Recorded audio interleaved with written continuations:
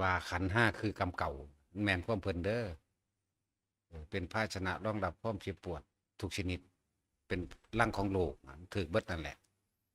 อะไรที่พวกเขาเกิดมาเนี่ยเรียกว่าพร้อมที่สิรับของเก่ารับกรรมเก่ามาในตัวเลยตั้งแต่เกิดตั้งแต่เริ่มแรกมือจุติเข้าสู่ธาตุทั้งสี่หมายถึงตอนที่เขาเป็นก้อนเนื้อเป็นหัวหนึ่งแขนสองขาสองซองหัวใจเกิดเป็นหนึ่งนั่งคดก็จ้ออยู่จังสิเริ่มมาตาพุ่นแหละแต่ว่าตอนนั้นเขาอาจจะจำมันบ่ได้อยู่ซื่อแต่ว่าตอนมันอยู่ในหันมันจะมันก็เป็นอึดอัดอยู่ในหันแหละนั่นแหละเรียกว่านรกคันทัพโพธรนรกที่นั่งอยู่ในท้องแม่นั่นนะนั่นแหละนรกคันทัพโพธรเริ่มมาตะพุ่นเริ่มมาจะมือจุติเลยเริ่มจุติแล้วก็เป็นการว่าเริ่มการรับผลของกรรมอย่างสั้นแหละออกมาแล้วกับมาห่อนมาหนาวมาหิวเห็นบ่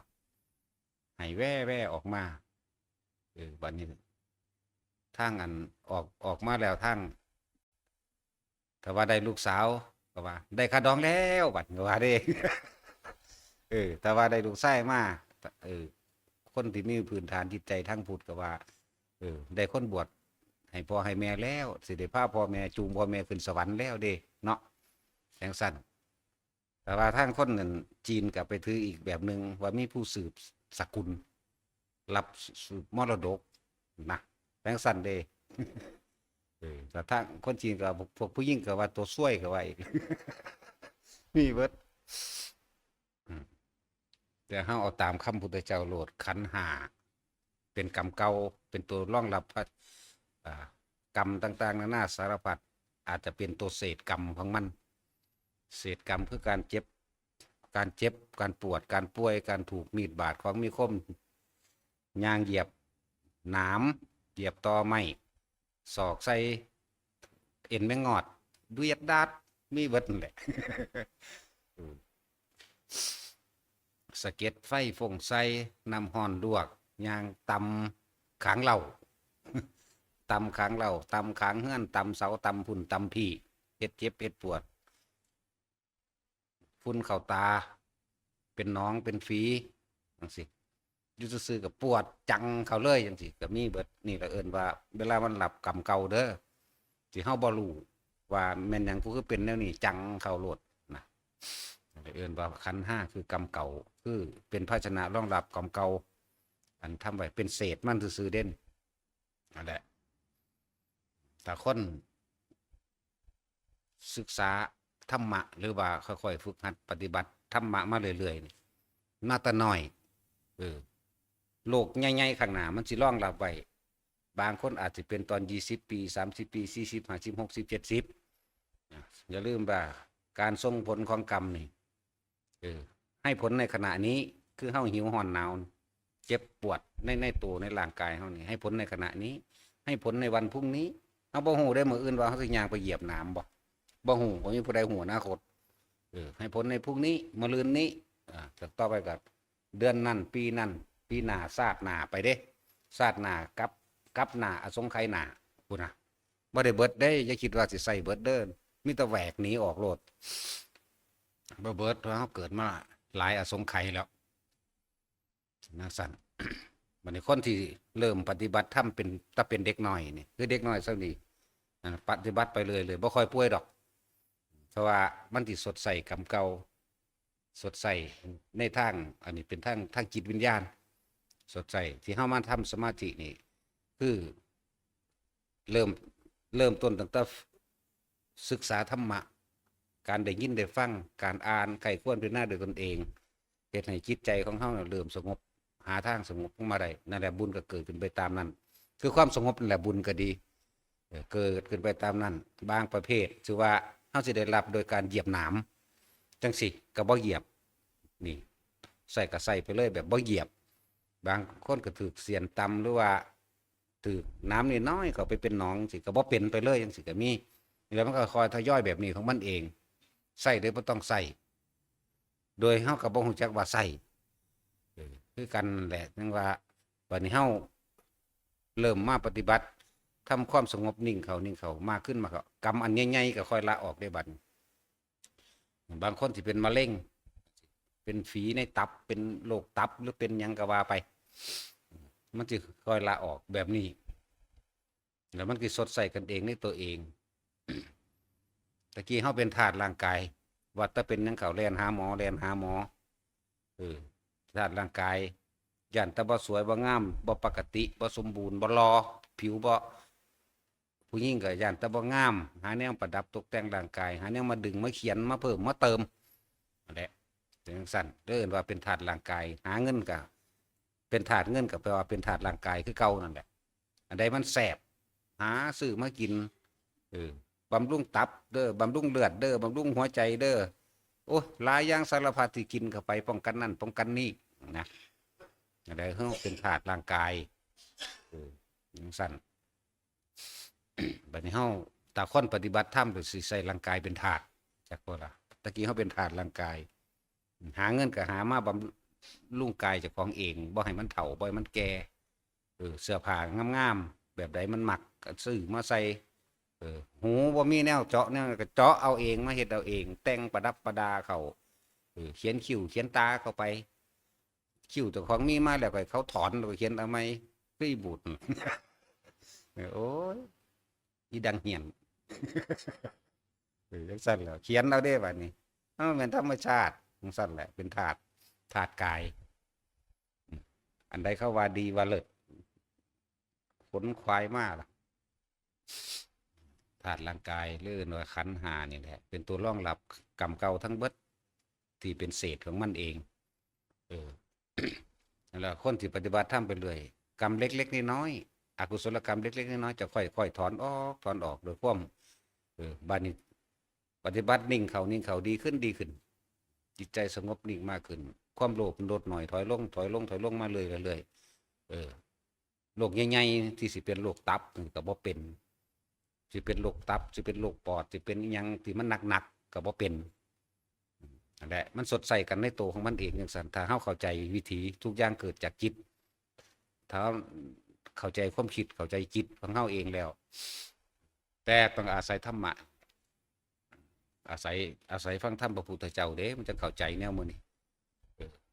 พวกบ่ได้ฟังธรรมเด้เลยไปหาพึ่งสิ่งอื่นนอกจากคำสอนพระพุทธเจ้าไปหาของเครื่องรางของขลังและสิ่งศักดิ์สิทธิ์ทั้งหลายมาดลบันดาลให้ตัวเองไม่ป่วยไม่ไข้ไม่ป่วยไม่ไข้ดลบันดาลให้เจ้าของรวยพร้อมแบงสั่นนะแต่ก็บอกว่าถ้าดลบันดาลให้เจ้าของดลบันดาลผู้อื่นพร้อมเด้ลูกเต้าเล่าล้านผู้นั้นผู้นี้ไปรักษาเบิดหอดงัวหอดควายหอดหมูหอดหมาหุ่นละผู้ได้เลี้ยงยังก็ดีขนาดพ่อแม่ตายแล้วยังนำไปใส่ได้คนเนาะสิไปทั้งนั้นทั้งนี้พอเอ้ยแม่เอ้ยรักษาของให้ลูกเด้อว่ะป้าตัวเอาเป็นถาดมาตลอดแท้เนาะงั้นว่าตาสินเจ้าพ่อใหญ่ทิศขึ้นนั่นตายถึงบัดนี้เจ้าก็ใส่พ่อเฒ่าเอ้ยเบิ่งงัวเด้อระบาดนี้จังซั่นแหล้วมันเหมือนธรรมดาเด้ความหลงผิดความบ่เข้าใจธรรมชาติของหมูสัตว์ทั้งหลายฟังดีๆด้วยความบ่เข้าใจของธรรมชาติความบ่เข้าใจจิตพร้อมจิตเป็นผู้คิดผู้นึกผู้ปรุงผู้แต่งผู้แสวงหาเป็นผู้สร้างสมในสามโลกอันนี้กามโลกรูปโลกอรูปภพในสามภพอันนี้ย่อมเกิดจากจิตแล้วย่อมเกิดจากจิตสุดท้ายบุคคลผู้ใดคิดถึงสิ่งใดอารมณ์ค้างอยู่กับสิ่งใดก็ย่อมเป็นไปตามภพนั้นเด้บ่แม่นว่าพ่อแม่ตายแล้วปู่ย่าตายายตายแล้วก็ยังไปเอิ้นใส่อยู่แม่นว่าเอาผู้ใดเคยเอิ้นใส่เอาพวกพ่อแม่ตายแล้วปู่ย่าตายายนั่นแหละรักษาลูกหลานเด้อเบิ่งให้เบิ่งหน้าเด้อเนาะแม่นว่าล่ะเคยเป็นบ่ไปก็ดีโอ้ยเลยสิบ่ให้ไปพุทธไปเกิดสวรรค์พรหมโลกหรือนิพพานเป็นเอิ้นใส่อยู่เพราะสำนั้นนั่นแหละคือความหลงความบ่เข้าใจไม่เข้าใจตัวเองแล้วมันจะไปเข้าใจผู้อื่นได้จังใดเนาะมันบ่เข้าใจตัวเองนี่เลยบ่เข้าใจผู้อื่นพร้อมนั่นแหละธรรมะจึงแก้ความเห็นผิดทุกอย่างได้ แต่พอถ้าบอกว่าฟังทำแบบนี้บ่ได้รู้เรื่องเด้อนี่แต่เขาสิให้พาไปขออันนั้นขออันนี้เอาจากสิ่งศักดิ์สิทธิ์นั่นแหละแต่ศักดิ์สิทธิ์ก็แปลว่าเป็นก็บ่เข้าใจความหมายมันอธิษฐานก็บ่เข้าใจความหมายมันเป็นจังซั่นแหละบัดนี้พวกเฮาฝึกหัดตัวนี้ไปเรื่อยๆโรคต่างๆคอยกระจายคลายออกเองดอกเป็นจังซั่นและที่สุดก็คือโรคจิตที่มันสิคลายได้จริงๆโรคจิตโรคยึดมั่นถือมั่นโรคคิดมากโรคประสาทโรคจิตคิดปรุงแต่งอยากได้นั่นจะเป็นนี่นั่นแหละแล้วต้องสิค่อยเห็นเขามาเห็นเขามาเองดอกอย่างสั้นนี่บอกว่าธรรมะของพระพุทธเจ้าเท่านั้นแก้ได้ทุกอย่างปัญญาทั้งโลกมันแก้ยังบ่ได้ดอกทั้งโลกก็เอามาจากทั้งธรรมนี่แหละนะแต่ผู้ใดเข้าใจวิธีมันแล้วนะคำทุกคำหลายอย่างที่นำธรรมะเข้าไปเป็นเครื่องเรียนรู้เด้วิทยาศาสตร์ก็มาจากธรรมะนี่แหละเป็นสั้นแหละพุทธเจ้าว่าเรื่องวิทยาศาสตร์เบิ่งในเพิ่นไล่ธาตุเท่าใดธาตุ18อินทรีย์22ว่าน่ะธาตุ18ไล่เอาที่ล่ะวิทยาศาสตร์ยังไล่ได้น้อยกว่าเพิ่นอีกไล่น้อยกว่าเพิ่นเด้อธาตุ18อินทรีย์22พุ่นอันนั้นขนาดนั้นบ่เขาบ่รู้จักดอกอันแต่ว่าจังสิเขาจะว่าอันนั้นแมกนีเซียมโพแทสเซียมนั่นแหละยิ่งพุทธเจ้ารู้กว่านั้นอีกเด้เพิ่นเอามาร่วมไว้ในหลักให้มันเข้าใจง่ายโดยธรรมซื่อเลื่อนดินน้ำไฟลมบัดนี้เพิ่นแยกธาตุดินออกได้เท่าใดธาตุได้นะได้เบิดนั่นแหละว่าส่วนบ่ฮู้แม่นเด้เพิ่นฮู้จักฮอดยังล่ะสมัยนั้นได้เอิ้นว่าแร่เนื้อใสซื่อแร่ใสถ้าสิสามารถเอาไปเป็นเชื้อเพลิงของยานอวกาศที่สามารถเดินไปถึงอันตัวนั้นตัวนี้ได้ภายใน18ชั่วโมงแต่ว่าเขาบ่มีวัตถุที่มันทนทานต่อความร้อนได้ซื่อในโลกเดี๋ยวนี้สังเคราะห์ว่าได้โลกสิดับก่อนสังเคราะห์ว่าได้ดอก จังสั่นเขาไปสักก่อนสิไปหอดใสไปหอดน้ำมันนั่นแหละจังนั้นก็ฆ่ากันดอกก็เดี๋ยวนี้ก็ฆ่าอยู่ได้ล่ะเนาะความเห็นแก่ตัวอันฆ่ากันพวกเจ้าพวกเฮาเห็นโทษของกายซะมันนี่ละคุณเฮาได้หูจักบ่พวกเฮาหักมันคือหยังนี่เนาะรักได้ที่จะเสมอโลยรักตนเป็นไม่มีเนี่ยร่วมใส่น้ำตัวนี้พอนางแดดีๆงามๆหนุ่มๆอ่อนๆเป็นตะป้องกันร่างกายได้ซื้อมาใส่มันคือเสื้อผ้ารองเท้าได้ดีก็ซื้อมาใส่มันได้สีมาประดับประดาข้อให้มันสวยมันงามใส่ตุ่มหูเขียนคิ้วเขียนปากเสริมแขวเสริมดังไปเสร็จมาใส่มัน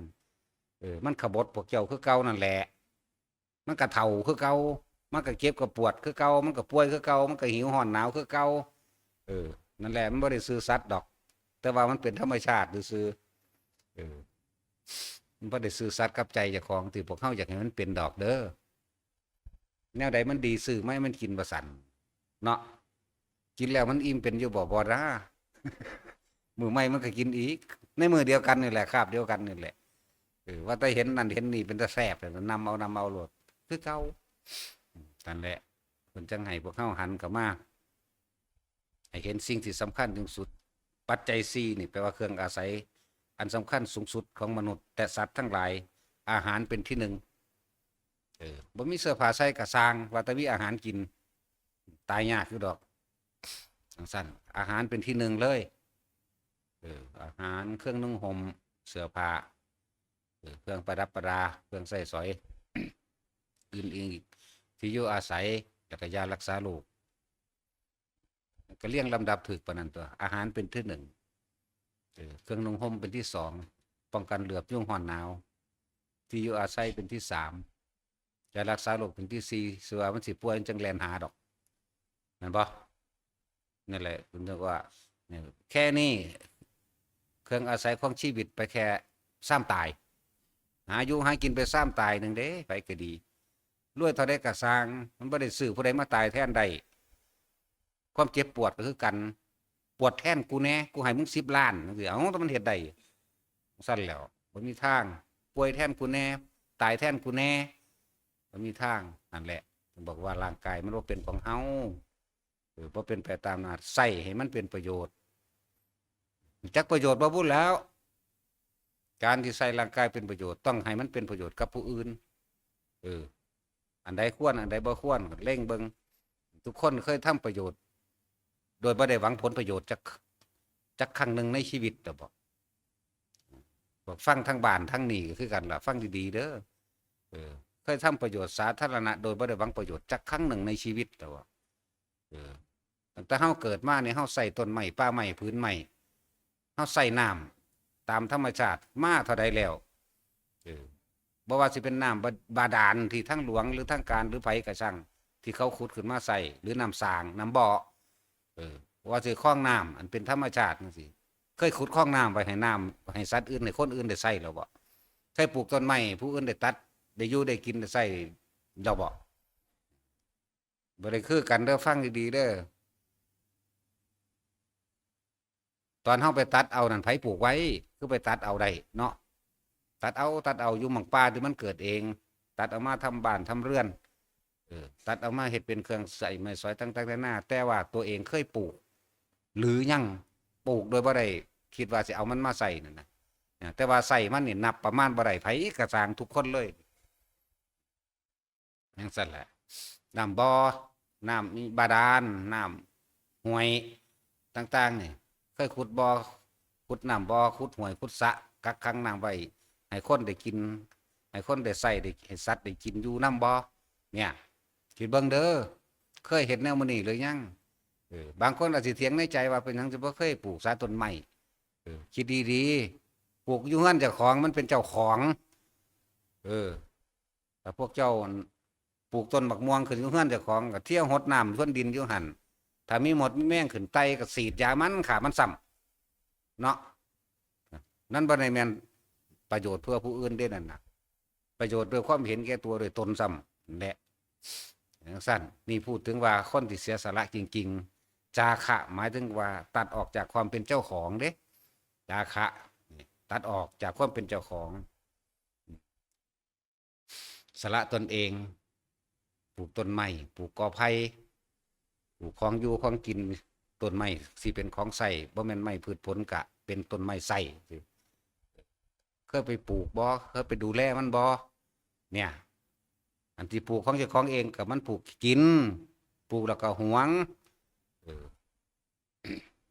นางสั้นอันเดียวคิดเบิ่งดีๆเฮานี่มีแต่ความเห็นแก่ตัวกับเห็นแก่ตัวเด้เนาะตั้งแต่เกิดมาเนี่ยตะกี้สมัยตะกี้เฮาก็ไปตักเอาน้ำตามสระสระใหญ่ๆตามห้วยตามคลองแล้วก็น้ำบ่อหรือดาบาดาลจังซี่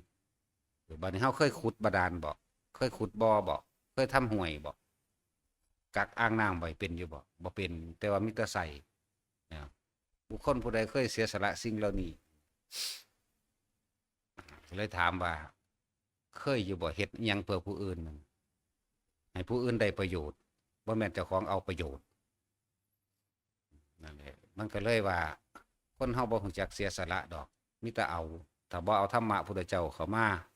เพื่อเปรียบเทียบตัวเองเด้อจังสิเข้าใจได้นี่คือให้เปรียบเทียบวิดีโอนี้แหละกูปลูกต้นม่วงกูปลูกหมักฮงกูปลูกอันนั้นอันนี้หมักพริกปลูกเพื่อหยังปลูกเพื่อไปขายปลูกหวงไว้หมดแม่งขึ้นก็บ่ได้เพี้ยขึ้นก็บ่ได้ฉีดยามันโลดตายแม่นบ่ล่ะแต่คิดเข้ามาลึกๆเด้อไผก็ดีมันแม่นคมเพิ่นเว้ยกูบ่เคยสละออกจักเทื่อเลยแต่ว่าอันการเอาไปตัดมาใส่นี่เพราะว่ากอไผ่เนาะบ่ว่าไม้ไผ่ว่าต้นไม้ที่สร้างบ้านสร้างเรือนที่อยู่นั่นแหละบ่เคยได้แบบนั้นเลยเด้คิดเบิ่งดีๆเด้อมีแต่ความยึดเอาถือเอาไปตัดอันมาแต่ทางใดก็สร้างแต่ในป่าเด้อก็บ้านกูเฮือนกูของกูเบิดปลูกหยังขึ้นก็ของกูผู้อื่นกินบ่ได้แม้กระทั่งสัตว์เป็นเพี้ยเป็นมดเป็นแมงบ่ได้มึงตายแน่นั่นแหละที่พระพุทธเจ้าเฮานั่นแม้งคั่งเสวยชาติเป็นโพธิสัตว์เพิ่นจังนำพาบุคคลให้รู้จักคำว่าอุปนิสัยแห่งการเสียสละเด้ สิเพิ่นพาสร้างคุณงามความดีต่างๆสมัยสิเพิ่นเป็นเฒ่ามะคะจังซี่นายมะคะพาหมู่พาพวกนั่นแหละขุดบ่อน้ำขุดบ่อน้ำเด้ขุดบ่อน้ำสร้างสะพานตามห้วยที่มันมีอยู่แล้วปลูกต้นไม้สร้างถนนตั้งโรงทานเด้นั่นแหล้วกว่าสิสั่งสมอุปนิสัยในการเสียสละให้มันถึงตัวใจได้คักๆตัวที่ว่าของกูยึดมั่นอยู่ของกูฝีมือกูอันนั้นกูนี่ของกูนี่มันพอแห้งเด้ในพุทธเจ้าเฮาที่ว่าเพิ่นเป็นหยังธรรมดาแล้วซ้ำเพิ่นสิบรรลุโดยพระองค์เองเพิ่นสิ้นไปนานแล้วสิ้นไปนานนับบ่ได้แล้ว40อสงไขยแต่สมมุติว่าพระพุทธเจ้าโคดมของเฮาเพิ่นสิเอาตัวรอดแต่ลำพังเพียงพระองค์ผู้เดียวนี่ไปละจบแล้วแต่สมัยเกิดเป็นนางสุธิดาพี่ชายเพิ่นลูกคนละแม่เป็นพระพุทธเจ้าองค์นั้นพระปุรานันทะนั่นแหละเริ่มต้นปรารถนาแต่เป็นผู้หญิงพุ่นเด้อขนาดนั้น20อสงไขยปรารถนาลึกๆอยู่ในใจผ้าคนสร้างคุณงามความดี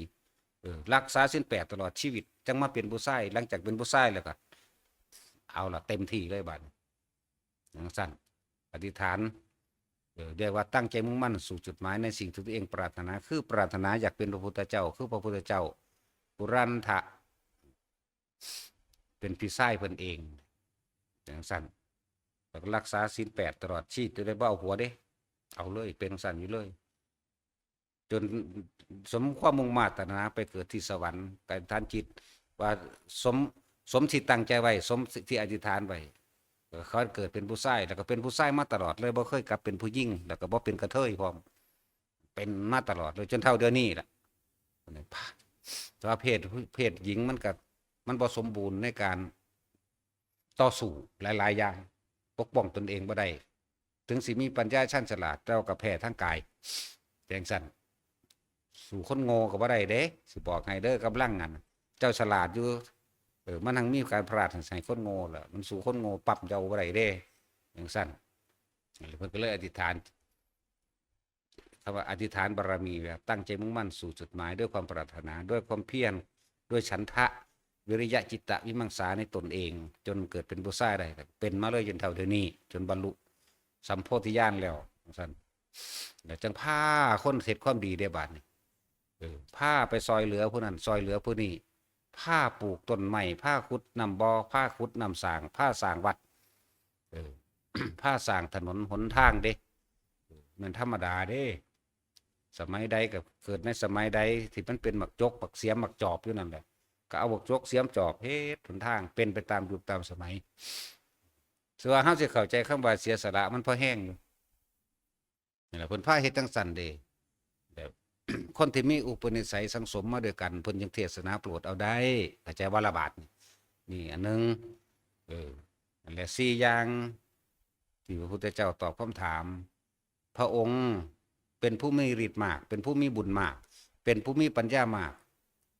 เป็นหยังเขาบ่ไปโปรดเอาหญิงคนนั้นแน่พานนท์ถามพานนท์เลี้ยงตนหลายอันครอบครัวนั้นสองตายายนั่นดูก่อนอานนท์คนที่ไม่มีอุปนิสัยวาสนาสั่งสมร่วมกันมากับเราจะไม่มีทางที่จะโปรดให้เขาไปได้เขาต้องสั่งสมอุปนิสัยนี่วาสนาร่วมกันนี่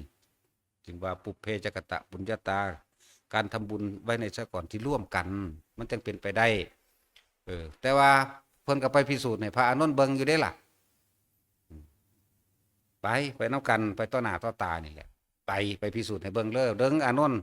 มันจะเป็นจริงดังเล่าตถาคตเว้าบ่ไปก็ไปยืนเบิงข้างหน้ามันก็หันหลังให้ย่างไปข้างหน้านี่มันก็หันข้างให้มันก็หันพุ่นหันพี่ให้เว้าหยังมันก็บ่ฟังนั่นจังซั่นแล้วนั่นแหละจนยังคอยรวมมาคนบ่มีอุปนิสัยวาสนารวมกันก็ทำรวมกันนะบ่อาจสามารถสิโปรดกันได้ดอกว่าขนาดเอาทองคำให้นี่ก็บ่ได้เอาเด้กูสั่งซื่อๆนี่กูบ่เอาเข้าใจว่าล่ะนั่นแหละบุญมีแต่กรรมบังกรรมอีหยังอกุศลกรรมบังเพราะว่าบ่เคยทำกุศลร่วมกันกูสั่งกูบ่เอาโยนถิ่มซื่อๆนี่ขนาดตะของทุกอย่างมันเป็นจังซั่นเด้พี่คิดเบิ่งตั้งเด้อ คนบ่มีบ้านบ่มีเรือนแม้นว่าเป็นยาจกไว้ในพวกขอทานก็สร้างเออร่างกายดีสมบูรณ์ดีแต่คนปานนี้ถือว่าเขาอยากมาบวชเขาก็มาได้แต่ว่าเขาบ่ได้สั่งสมอุปนิสัยวาสนาแนวนี้ดีกรรมบีบให้ไปนอนอยู่ตามใต้สะพานมั่งอันนั้นนี่มั่งหาขออยู่ขอกินมั่งเด้เออบ่ได้คือกันเด้บางคนว่าคนบ่มีบ้านบ่มีเรือนแต่ว่าอุปนิสัยวาสนาได้แต่กระทำกรรมรวมกันเขาก็มาของเขาเองเลยมันขึ้นอยู่กับปุเรภพชาติหรือเหตุปัจจัยโยเออทำทั้งหลายมันย่อมเกิดแก่เหตุที่เลยเคยสั่งสมบุญมารวมกันเด้มันจังมารวมกันเป็นจังซั่นเห็นบ่นอนอุลุอาลักนะคือเฮาเห็นอยู่หลายๆหม่องส่วนจังใดมันก็บ่มาใช่ว่าล่ะเรื่องซั่นล่ะเหมือนกันกับอันพระพุทธเจ้าเบิ่งอานนท์สิพาไปแต่อยากให้ไปหลายไปยืนอยู่ทางหน้านั่นถามว่าเป็นจังใดน้อสบายดีบ่นี่หันหน้าหันข้างให้แลงงย่างไปถามจังใดมันก็หันให้ธรรมดาบ่ว่าซั่นสิว่าบ่เปรียบเสมือนดุจดังว่าเอาทองคำให้ไก่มันก็บ่กินมันก็ย่อมเคี่ยหนีอยู่เรื่อยจังซั่นแหละจังว่าพวกเฮากว่าสิรู้จักคำว่าทานโดยไม่หวังผลในทานไม่มีจิตผูกพันในผลแห่งทานทานคือการเสียสละออกจากความเป็นเจ้าของเจ้าของวัตถุต่างๆนี่ก็พอแห้งแล้วบัดนี้มันยังไปหวังผลในทานยังเอาสิ่งทั้งหลายเหล่านั้นไปแลกสวรรค์ไปแลกวิมานไปแลกศาสนาไปแลกเป็นผัวเป็นเมียเป็นพ่อเป็นแม่เป็นลูกกันอีกไปแลกความเป็นเศรษฐีเกิดพบได้ศาสตร์ใดก็ให้ร่ำให้รวยตลอดบางคนยังหลงเข้าไปนักอีกเกิดพบใดชาติใดก็ขอให้พบพระพุทธศาสนาอันนี้มันพุทธะพอแห้งกันนี่มันรู้ตื่นเบิกบานได้แล้วเด้เจ้าก็เกิดพ่อกับพ่อยุคสั้นแล้วเจ้าก็ว่าไปอีกแล้วบ่ถึงจังสั้นแล้วเนี่ยก็ยังสิเชี่ยวเวียนว่ายแต่เกิดอยู่บ่เนาะพบไปเฮ็ดหยังก็พบไปเกิดไปตายไปป่วยไปเจ็บไปปวดอยู่ไหมพบไปมีประโยชน์หยังบ่ต่างกันได้กับพวกไม่พบพุทธศาสนาเนาะเขาก็เชี่ยวเวียนว่ายแต่เกิดเดี๋ยวก็เปรตเดี๋ยวผีก็สัตว์นรกอยู่พ่อสำนันเดี๋ยวก็เทวดาอินพรหมเจ้าฟ้ามหาจักรพรรดิก็เที่ยวอยู่ก็พบอยู่ก็เห็นอยู่หังบ่เข้าถึงธรรมเป็นสั่นแหละบ่เข้าถึงความจริงแต่จังเน้นย้ำแต่ละคนที่ฟังจะไปหวังผลในทานจะมีจิตผูกพันในผลแห่งทานตั้งแต่เฮาทานอาหารจะรักษาโรคเครื่องห่มที่อยู่อาศัยตลอดทั้งเครื่องอำนวยความสะดวกทั้งหลายสิ่งมันเปลี่ยนแปลงในรูปแบบของเงินสิ่งทั้งหลายเหล่านั้นเฮาเอาไปแลกให้มันเป็นอย่างอื่นที่มีความจำเป็นในชีวิตอาหารยาสูบเครื่องห่มที่อยู่อาศัยเครื่องอำนวยความสะดวกนั่นแหละเรียกว่าความจำเป็นในชีวิตเฮาบ่ได้ถือเงินเฮาบ่ได้รับเงินเฮาหลักเครื่องแลกเปลี่ยนแต่ว่าภาษาโลกมันว่าเงินก็ว่ามันว่าทองก็ว่ามันว่าเพชรก็ว่าอย่างสั้นแต่ความหมายเฮาบ่แม่นแบบนั้นแต่ว่าแล้วถ้าไผสิเข้าใจเพราะว่าบางใดก็สร้างนะอย่างสั้น บัดนี้แต่สี่อย่างถือว่าอาหารยารักษาโรคเครื่องนุ่งห่มที่อยู่อาศัยเฮาสละออกมาแล้วก็บ่แลกบ่หยังอีกต่อมานี่เริ่มเอิ้นว่าอุปปารมีทานกับร่างกายจักบ่ทานกับร่างกายที่พวกเฮามาเสียสละตัวเองพวกมาเฮ็ดกุฏิก็เฮ็ดไปแต่ว่าเฮ็ดแล้วพวกเจ้าจะไปหวังหยังเด้ตัวนี้เป็นอุปปารมีทานเป็นขั้น2เป็นตัวลึกเข้ามาแล้วบ่ต่างกันได้กับท่านดวงตาท่านเลือดท่านเนื้อท่านหัวใจจักบ่ล่ะมันเป็นอุปปาได้นี่ตัวนี้ หนึ่งพวกเจ้าลืมกิเลสอยู่เฮือนเจ้าของอยู่บ้านเจ้าของในญาติในพี่น้องเจ้าของลืมเรื่องราวต่างๆในโลภในโกรธอันหยังต่างๆที่อยู่ทางพุ่นแล้วสละตัวเองมาแล้วมาทำประโยชน์เพื่อสาธารณะนี่เริ่มเข้ามาเรื่อยเฮาท่านเนี่ยเฮาส่วนมากมันลืมแล้วไปเลยแต่ว่าเอาจิตใจไปไฟในความโลภในความอยากได้ดีไม่เป็นอันนี้มาท่านร่างกายท่านแรงกายเฮ็ดนั่นเฮ็ดนี่ย่านตะบดีย่านตะมางามนี่เป็นความละเอียดละออต่างหากเฮ็ดไปเรื่อยปันมันเป็นสาธารณประโยชน์คนที่มาจากทั้งอื่นทั้งไกลก็ได้เข้ามาพักห้ามจมได้บัดนี้ตาจรเราจะจมเด้อเขาสิฮู้บ่นอว่าเฮาเมื่อยฮึว่า ถ้าเมื่อยก็อย่าเฮ็ดตัวหรือเจ้าจะไปเมื่อยอีกในศาสตร์หน้าเจ้าก็เริ่มเมื่อยศาสตร์นี้หน่อยลงหน่อยลงตัวดีบ่ดีก็เอาแมงศาสตร์นี้โลดง่ายๆอย่าจมว่าเขาฮู้บ่นอว่าเขายากเขาฮู้บ่นอเมื่อเขามาแต่งอันนั้นอันนี้เออ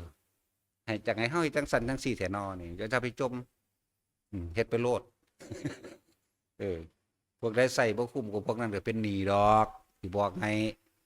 เออธรรมดาบ่เขาเป็นหนี้เองดอกบ่สมควรแก่ทำเหมือนกันแหละครับหมู่ภิกษุสงฆ์ทั้งหลายที่ไปบิณฑบาตจะฉันบิณฑบาตของชาวแว่นๆด้วยความเป็นหนี้ถ้าปฏิบัติธรรมบ่สมควรแต่ทำเป็นหนี้แน่นอนล้านเปอร์เซ็นต์อยู่แล้ว พวกเฮาไปเฮ็ดกุฏิก็คือกันบัดนี้เด้อบ่ต้องจมบ่ต้องปากหยังเฮ็ดไปโลดเขาใส่เฮ็ดหยังเฮ็ดโลดเออถ้ามันบ่สมควรกับการปฏิบัติธรรมมันก็ขึ้นมาให้เฮาใส่คือเก่าบ่ต้องว่าจังได๋ก็ได้มันก็เป็นโดยธรรมชาติคนที่ว่างบ่เป็นซอยตัวเองบ่เป็นบางทีประตูปิดบ่ได้ก็แล่นหาตาสางเนาะตอกปอกๆบางหันบางนี้ไว้เอาเสือกผูกไว้มัดไว้เนี่ยก็บ่เป็นบ่เนาะแม่นบ่ล่ะติดสบายเห็นบ่จักว่าสิเข้าหาแล้วมันคือซากศพภาคผีนี่ค่อยก็เลยยันถ้าเขาไปปั้มข่มขืนโอ้ยมันเป็นแต่หากใจอย่างยังสั่นตัวอดสว่างงามนี่ก็ไข่งามคืออีบูดนี่ก็ไข่ไว้เนาะหัวได้อีหาดีกว่าแต่ว่างามจังได้กระไรว่าตะกุงามยังสั่นแล้วก็คือจักฤดูตัวฤดูฝนประตูมันบานออกเห็นบ่ล่ะมันไม่เที่ยงเห็นบ่ดันมันปิดบ่ได้จะหาวิธีล็อกเอาเองอย่างหนึ่งแน่ถ้าฤดูหนาวมาด้วยนี่โอ้ยประตูหดเข้าจนว่าเป็นปองซองเบิงย่านคนเห็นอุ้ยไปเบิงได้เตบเสพอยู่แนวหมดนั่นนะเนาะทั้งสั่นแล้วนั้นเที่ยงหรือบ่เที่ยงล่ะอากาศก็ยังบ่เที่ยงเนาะขนาดไม่เข้าใจว่ามันตายแล้วมันก็ยังยืดเข่าหดเข่าได้ยืดออกหดเข่าได้ยังสั่นตัวนั่นแหละหลายอย่างที่พวกเฮาบ่เข้าใจตัวเองความจุกจุกจิกจิกหวาดระแวงเรียกว่าหวาดระแวงคิดมากพวกประสาทส่วนมากสิพวกประสาทผู้หญิงกับประสาทผู้ชายกับประสาทคือกันแหละถ้าเฮ็ดซอยเหลือตัวเองสำนันบ่ได้นั่นแหละหลายอย่างเด้อในการเสียสละตัวเองเด้อพวกก่อสร้างก็ก่อสร้างไปเฮ็ดไป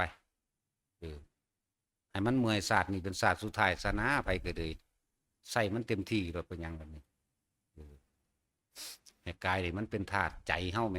เฮาหูท่านมันแล้วแหมกูต่อไปนี่กูสิใส่มึงให้มันเป็นประโยชน์ต่อบุคคลผู้อื่นตะกี้เฮาเป็นธาตุมันบัดนี้ให้มันเป็นธาตุธรรมแหมแม่นบ่ล่ะเอาธรรมชาติมาใส่เต็มที่แล้วบ่ได้หูเมื่อเด้บ่เห็นแก่ตัวเนาะเอาธรรมชาติบ่ว่าสิเป็นต้นไม้สายน้ำหรือภูเขาเอาภูเขาแบบไรเอาก็เอาหินนั่นดิปูนนั่นดิสันหาต้นไม้น้ำภูเขาหมู่นั่นดิสันกินน้ำกินเห็ดกินปวกกินปูกินปลามาหมากมาไว้แห้งแล้วเนี่ยหามาบำรุงมันเด้บัดเฮาเอาบำรุงธรรมชาติขึ้นดูคือเฮาปลูกต้นไม้ก็ขึ้นลมหายใจให้สู่ธรรมชาติและเป็นแหล่งเพาะพันธุ์ท่านพืชพันธุ์ธัญญาหารหลายอย่างอยู่ในหันดินฟ้าอากาศเฮาขึ้นได้สำเร็จก็สร้างเฮาก็ขึ้นไปบ่ต้องไปตีกว้างก็ได้มีหน้าที่เฮ็ดในปัจจุบันนี้เฮ็ดในปัจจุบันนี้ปลูกต้นไม้ปลูกไปเลยว่าแต่มีหม้องใดพอปลูกแมงโลดจักว่าตอนไปตัดมามันก็ยังตัดมาโลดเห็นบ่ซั่นแล้วพอเฮ็ดกุฏิก็เฮ็ดไปโลดเมื่อยสัตว์นี่แหละถามว่าเมื่อยบ่เมื่อยบ่เป็นหยังดอกอดเอามื้ออื่นก็เมื่อยคือเก่าแหละมื้ออื่นก็เมื่อยคือเก่าฟังดีๆมื้ออื่นก็เมื่อยชาติหน้าก็เมื่อยคือเก่าอยากบ่มันเด้อเมื่อยแต่มื้ออื่นหรือเมื่อยแต่มื้อนี้เมื่อยบ่เมื่อย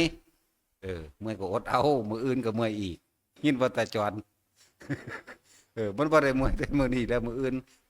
ชาติหน้าก็เมื่อยอีกแต่พวกเจ้าบ่ทำให้มันถึงจักบ่ล่ะมันสิเมื่อยอยู่จังซี่ตลอดเด้อนั่นแหละสละ ถ้าบ่อยากเมื่อยก็สละออกมันเต็มที่โลดเฮ็ดเต็มที่โลด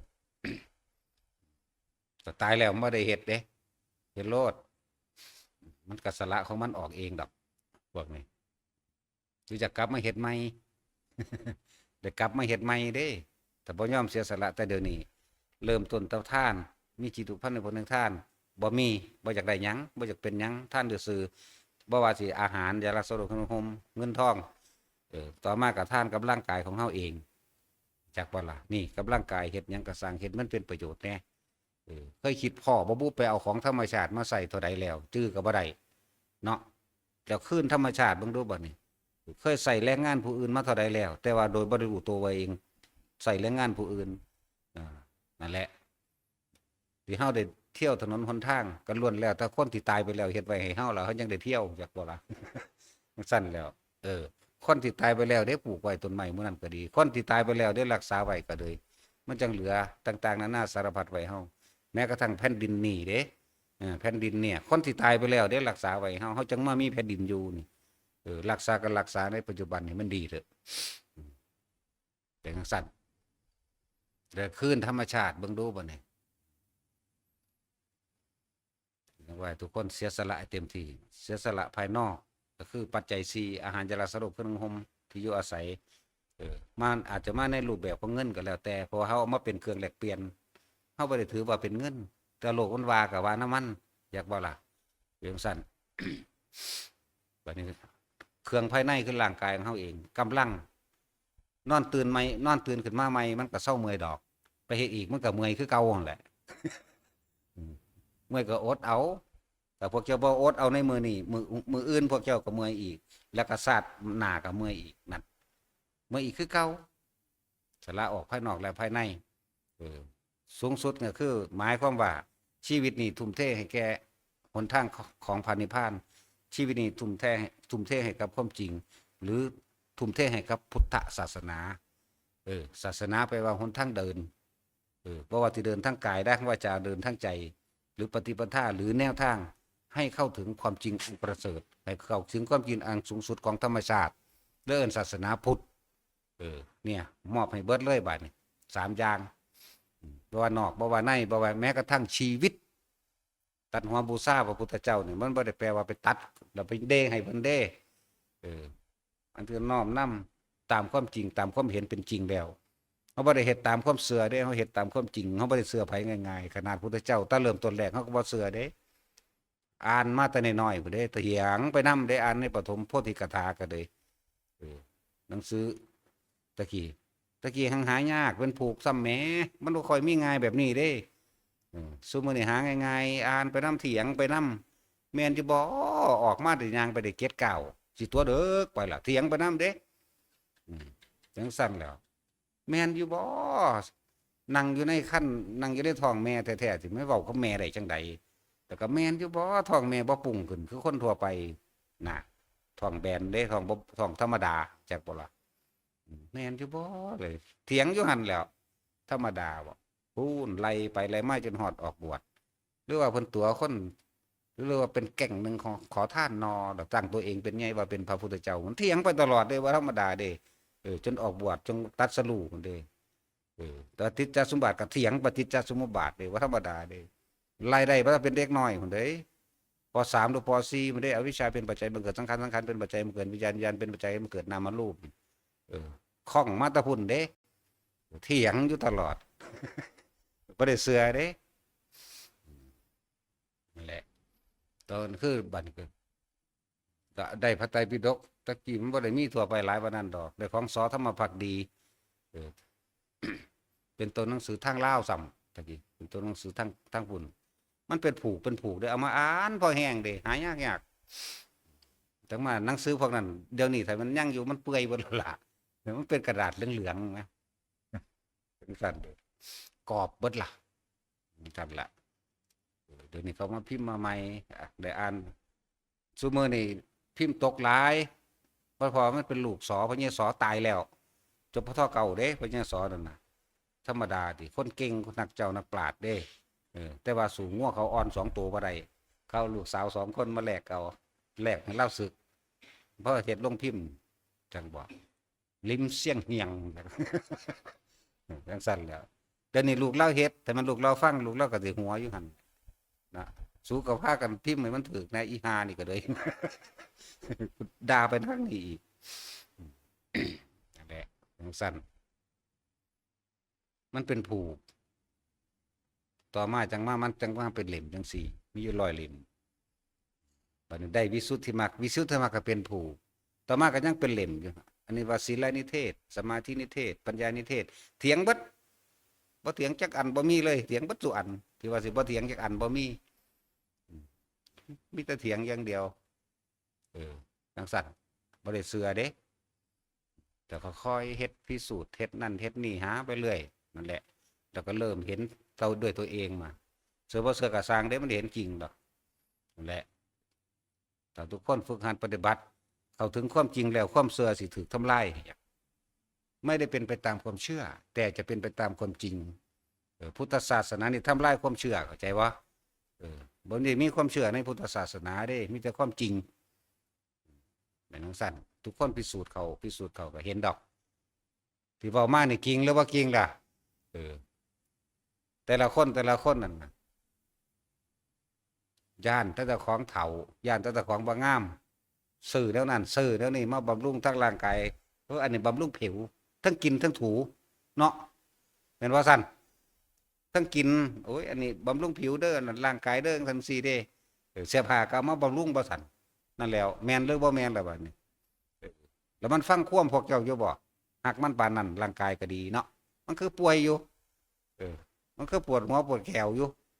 มันคือปวดท้องปวดหยังมันคือร้อนมันคือหนาวอยู่มันคือบ่เป็นไปตามที่เฮาว่าเนาะนั่นแล้วจังซั่นแล้วนี่ไงความจริงมั้ยร่างกายบ่เป็นของเฮาเพิ่นว่าตะกี้เฮาก็เถียงคือกันร่างกายนี้ไม่ใช่ของเราไม่ใช่สัตว์ไม่ใช่บุคคลเราเขาเฮาก็เถียงบ่แม่นของเฮาสิเป็นของไผเถียงเห็นว่านั่นแล้วมันบ่ทันได้เห็นบัดมาเห็นแล้วอ้าวเป็นของกูมันคือบังคับบ่ได้ตัวบัดนี้มันก็ยังเฒ่ายังป่วยอยู่จังซั่นแหล้วผมก็เห็นความจริงเข้ามาล่ะความเกิดเป็นทุกข์ความแก่เป็นทุกข์ตะกี้มันบ่ได้ฮู้จักทุกข์ได้เนาะทุกข์นั้นใดผู้ใดได้ลูกมาก็ดีใจได้ลูกชายสิได้บวชแทนพ่อแม่โอ้ดีแล้วสิมีผู้เฮ็ดงานซอยพ่อมันแล้วได้บาดว่าเด้เนาะตะกี้ไถนาดิซั่น เดี๋ยวนี้มีแต่สิฆ่าพ่อมันแล้วเดี๋ยวนี้เพราะอย่างพุทธศาสนาโดยวิชาศีลธรรมวิชาพุทธศาสนาวิชาศิลปะต่างๆนั่นถูกละออกหมดแล้วแล้วก็ความเป็นมาของประวัติศาสตร์ชาติไทยละออกเห็นบ่ล่ะมันสิฆ่าเบิดละบาดนี้ อีหลีนี่แล้วเดี๋ยวนี้มันก็ขายเฮาเห็นแม้ไผก็เลยเขาก็เอายาบ้ายาป่วงมาให้คนกินเป็นไปทั่วล่ะจังซั่นอันนี้ก็เว้าความจริงล่ะอันนี้ก็เลยมหาตพิสูจน์ยากดอกมันเห็นอยู่เนาะนั่นแหละอยู่หน้าเบิ่งดีๆเด้อแต่ละคนเฮาขึ้นสิ่งต่างๆที่เฮานำของโลกมาใส่ได้พอหรือยังเฮาขึ้นเฮาเคยเสียสละตัวเองในการเฮ็ดสิ่งเหล่านี้บัดนี้โอกาสของคนธรรมดาทั่วไปสิได้เฮ็ดนี่คือการทานนั่นนี่พระพุทธเจ้าเป็นผู้เฮ็ดให้เบิ่งเป็นตัวอย่างมีพระสงฆ์ผู้สืบธรรมนำคำสอนพระพุทธเจ้ามาเฮ็ดจนเท่าปัจจุบันนี้ถ้าพระสงฆ์บ่เสียสละพาเฮ็ดไผสิพาเฮ็ดตัวเองก็เฮ็ดบ่เป็นแม่นบ่ล่ะบัดนี้มาเฮ็ดแล้วให้ทานแล้วมันยังหวังผลในทานมีจิตอุพันในผลในทานมันยังปรารถนานั่นปรารถนานี่อยากได้นั่นอยากได้นี่อยากเป็นนั่นอยากเป็นนี่แม้กระทั่ง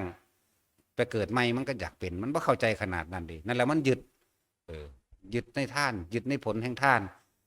ท่านกับท่านเพื่อว่าสิได้ไปเกิดใหม่ท่านเพื่อว่าสิไปสุคติโลกสวรรค์แต่เบิดจากโลกสวรรค์แล้วมาเกิดเป็นคนพบได้สัตว์ใดก็เป็นเศรษฐีมหาเศรษฐีให้เกิดพบพุทธศาสนาตลอดไปเด้อก็มีพบที่ได้สันคือสิพบไปหยังในเมืองพบแล้วบ่ฮู้จักคำว่าพระนิพพานแม่แม่นว่าสันไปเกิดอยู่เมืองอื่นก็ได้คือเขาเกิดเขาก็ยังเกิดอยู่แม่นบ่ล่ะจังซั่นอย่าหลงลึกเข้าไปปานนั้นเด้อไปก็เลยเห็นแล้วเจอแล้วมรรคผลนิพพานมีเสมอกันกับตอนพุทธเจ้ามีชีวิตอยู่พุทธเจ้ามีชีวิตอยู่หรือบ่มีชีวิตอยู่เดี๋ยวนี้พวกเขาสู่ มรรคมีองค์แปดเดียวกันได้ก็เป็นอรหันต์ได้เหมือนกันเสมอกันอรหันต์รุ่นก่อนกับอรหันต์สุมือปัจจุบันนี่เสมอกันด้วยความบริสุทธิ์เสมอกันอาสวะเสมอกันละเสมอกันนี่แหละสิปรารถนาไปยังอีก มันอยู่ในเฮ้านี่เด้ออย่างทุกอย่างก็ดีจังว่าแต่ละคนเฮามีโอกาสเหตุตอนเฮาเป็นฆราวาสถ์เป็นคฤหัสถ์ทั้งหลายมีโอกาสว่าสิได้สละตัวเองจริงๆสิได้สละคำว่าเห็นแก่ตัวหรือว่าของกูตัวเองเริ่มต้นจากท่านนั่นแหละบัดนี้ตัวเองไปท่านนั่นน่ะยังไปหวังผลในท่านมีจิตอุพันในผลในท่านอยู่บ่สิไปว่าหยังสละในการบ่ไปเบียดเบียนบ่ไปทำลายบ่ไปหยังคือเพิ่นเหาและท่านเงินท่านทองหยังก็สร้างสละขาดออกเลยการให้ท่านชีวิตผู้อื่นคือการเฮาไปไถป่าออกมาจังซี่เอาไถป่าหน้าเขียงปล่อยนกปล่อยเต่าปล่อยหลายๆอย่างที่ปล่อยเราคิดว่าเจ้าของปล่อยจริงหรือบ่ปล่อยจริงเด้อปล่อยนกก็อยากเป็นอิสระดุจดังนกแต่ว่าผูกตัวเองเขาในวัฏฏะสงสารความยึดติดถือมั่นธรรมดาให้ผู้ข้ามีอิสระท่องไปในโลกกว้างให้เบิดหนี้เบิดสินแต่ว่าปล่อยปลาก็ดีอยากรวยเป็นเศรษฐีปล่อยปลาไหลก็อยากมีชีวิตไหลลื่นปล่อยเต่าก็อยากอายุยืนโอ้ธรรมดาบ่ปล่อยจริงบ่เด้อปล่อยผู้อื่นแต่ขังตนเองถึงสั้นนั่นแหละสละจริงหรือยังเห็นจริงหรือยังว่าเราได้ทำเพื่อผู้อื่นมากเท่าไหร่หรือยังนี่นะถามตัวเองเบิ่งเด้อท่านกับท่านให้ผู้อื่นไปเลยขาดออกจากความยึดว่าเป็นของกูขาดออกจากความหวังได้บ่ปล่อยสัตว์ก็คือกันปล่อยออกไปเลยได้บ่พวกเจ้าบ่ได้บุญเด้นั่นพวกเจ้าบ่ได้บุญเด้แต่ว่าโอ้ยให้ท่านมาหลายทำบุญมาหลายปล่อยนกปล่อยปลาทำบุญทำท่านมามากสร้างวัดสร้างวาสร้างกฐินและผ้าป่ามาเยอะมากพวกเจ้าท่านได้บุญได้แต่พวกเจ้ายังมีความหวังและปรารถนาจากบ่จิตใจมันบ่สงบเลยมันมีแต่ความอยากได้อยากดีอยากมีอยากเป็นไปในภายภพภาคหน้าคนเด้นั่นฟังคำว่าบุญให้มันเป็นบุญก็คือความสงบเย็นปราศจากความร้อนร้อนและกังวลนี่ภายในหัวใจเฮานี่ภายในความรู้สึกเฮานี่เด้ถ้าผู้ใดเฮ็ดแล้วปรารถนานี่มีแต่กังวลแล้วเรารอดบาปแปลว่ากังวลจักบ่ล่ะบ่แม่นสงบเย็นกังวลเร่าร้อนมีความหวังลิ้นลนบาปนะแปลว่าจังสั่นเด้อ แต่ว่าเฮ็ดกฐินจักนั่นก็เว้าอ้างกับหมู่แล้วเบิ่งดีๆเด้อว่าของอธิษฐานขอหยังอธิษฐานก็ยังแปลบ่ถูกมีความหวังหยังพวกเจ้าเฮ็ดจะเป็นเศรษฐีจะถือลอตเตอรี่บ่เนาะจังสั่นแล้วเนี่ยได้เยอะบ่บาดมันบ่แม่นการได้บุญคือการเสียสละออกบุญคือการดับความเห็นต่างๆบุญคือสงบเย็นบ่ดิ้นรนนั่นแหละนี่แหละบุญกับปัญญาก็อันเดียวกัน เป็นสั้นคือเห็นตามความเป็นจริงว่าแต่ว่าแต่ของนี่เห็นตามความจริงหรือบ่จริงเห็นความสงบดับเห็นความเย็นในจิตในใจเจ้าของบ่มีแต่หวังไปทางหน้าเด้ส่วนมากนะเป็นสั้นหวังไปทางหน้าจะพบพระพุทธเจ้าองค์หน้ามันธรรมดาบ่เนาะองค์นี้ก็เอามันหลอดเถอะหน้า เพิ่นบ่ได้สูญหายไปไหนเด้คำว่าพระพุทธเจ้าเนี่ยแปลว่าความรู้ทั้งเบิดที่มีมาโดยธรรมชาติของมันแล้วแต่ผู้ใดเห็นธรรมผู้นั้นเห็นเล่าตถาคตตถาคตคือความเป็นเช่นนั้นเองโอ้ยธรรมชาติมันเป็นแบบนี้เนาะนั่นแหละตถาคตก็เลยมันเป็นของมันจังสันนั่นแหละตถาคตบ่แม่นไปเห็นรูปร่างหน้าตาเพิ่นเด้นั่นแล้วบ่ได้ไปเห็นแบบนั้นเห็นตถาคตของจริงเลยจังซั่นอันนั้นร่างกายกระดูกขี้เถ้าเผาทิ่มแล้วแต่ว่าธรรมะจึงบอกว่ามีอยู่ตลอดกาลทุกเมื่อเป็นอากาลิโกแม้นบุคคลผู้นั้นผู้ชื่อว่าพระศาสดาเนี่ยผู้ชื่อว่าศาสดาสัมมาสัมพุทธเจ้าเป็นผู้ตรัสรู้ตามความเป็นจริงหรือเห็นตามความเป็นจริงแกล้งแล้วเอามาเอิ้นว่าพระศาสดาตัวบุคคลเพิ่นคือตัวพระศาสดาพระศาสดาหรือสมณะโคดมก็ว่าไปแล้วพุทธโคตมะก็ว่าไปตายแล้วเผาแล้วแต่ว่าธรรมะนี่สัมมาสัมพุทธะนี่เห็นป่ะสัมมาสัมพุทธะยังมีอยู่เช่นเดิมผู้ใดเดินไปตามทางมรรคมีองค์8สัมมาสัมพุทธะจากบน เข้ากับถึงความรู้แจ้งเห็นจริงตามความจริงสัมมาสัมพุทธะเนี่ยแหละสัมมาสัมพุทธะเลยสัมมาก็คือสัมมามรรคทั้ง8นั่นแหละถ้าผู้ใดเดินตามเหตุตามนี้ได้แล้วมันก็เข้าถึงพุทธะพุทธะก็รู้ตัวบัดรู้แจ้งเห็นจริงตามความจริงโดยธรรมชาติโอ้ยมันเป็นจังสี่นอนจังสั้น ส่วนนิมิตนิมิตยังเห็นแต่เห็นกับเป็นพ่อกับเป็นกำลังใจแต่ว่าจะไปเสือว่าเป็นจริงจักว่าล่ะแต่จริงเมื่อไหร่เฮาก็ไปเกิดตามที่เฮาเข้าใจว่านั่นแหละเกิดคือเก่าแต่ต้องทิ่มบ่มีหยังจริงสักแต่ว่าเห็นเป็นบ่ดอกนี่เนี่ยมันก็บอกว่ามันสอนหลายคนอยู่เด้หลายคนพูดมันสอนแนวหมู่นี่พิจารณาตัวเองให้เข้าถึงตัวความจริงของตัวเองเด้อว่าเฮาท่านจริงบ่ท่านจริงจริงไหมจาคะจริงไหมรักษาจาคะสละออกจริงบ่ยังหวังยังมีผลยังอยู่บ่ยังไปหวังผลอยู่บ่การปลูกต้นไม้การยังเฮาเฮ็ดทำขึ้นโดยความเสียสละของในกายร่างกายหรือยังความเมื่อยความเหน็ดความล้าอันใดที่กระทบกระทั่งต่ออารมณ์มันท่านจริงบ่เด้อจักบอกเวลาเขาว่าเขาจักว่าเราเฮาเมื่อยมันศูนย์ลั่นจักว่าล่ะ มันจริงบ่เออพวกมาปฏิบัติกับปฏิบัติจริงบ่หรือมาหาความสบายมีแอร์ไหมตบปากกันมีแอร์ไหม ไรนี้เด้ที่บอกไก่ที่นั่นมีแอร์ไหมมีเครื่องทำน้ำร้อนไหมโอ้ยมึงอย่ามาหลุดแล้ว เขาบอกต่อหน้าต่อตาเราเด้แล้วเจ้าสิเป็นไผเด้อย่างสั่นเด้มีคนใส่พร้อมได้มาอันนี้คือใครเขาถามอ๋อเป็นใช้ที่บ้านนะสั่นเอาออกไปนะออกไปเดี๋ยวนี้หรอเด้โอ้ยยังสิมาหาแนวจังสี่อยู่อีหานี่หลุดแล้ว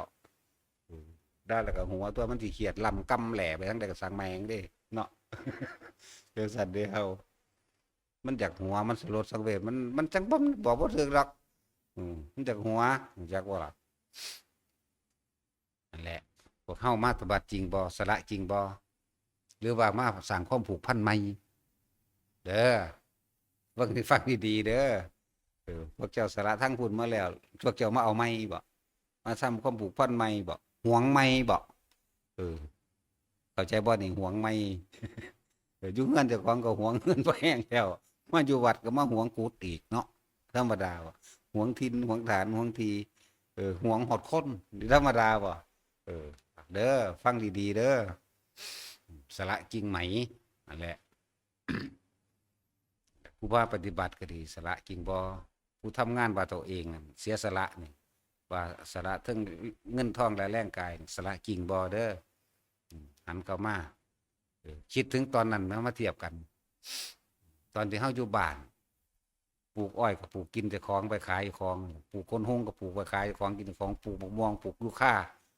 ปลูกมันยางพาราอย่างก็ปลูกไปขายไปกินแต่ของแหละเลี้ยงงัวเลี้ยงควายก็เลี้ยงยันแต่มันบ่อ้วนยันแต่มันมีราคาเลี้ยงหมูเลี้ยงหมาก็คือกันเลี้ยงหมาก็ไว้ถ้ากันเฮาขโมยไว้เป็นหมูเนาะตาสินหมูหมาเด้ตาสินจาก ธรรมดา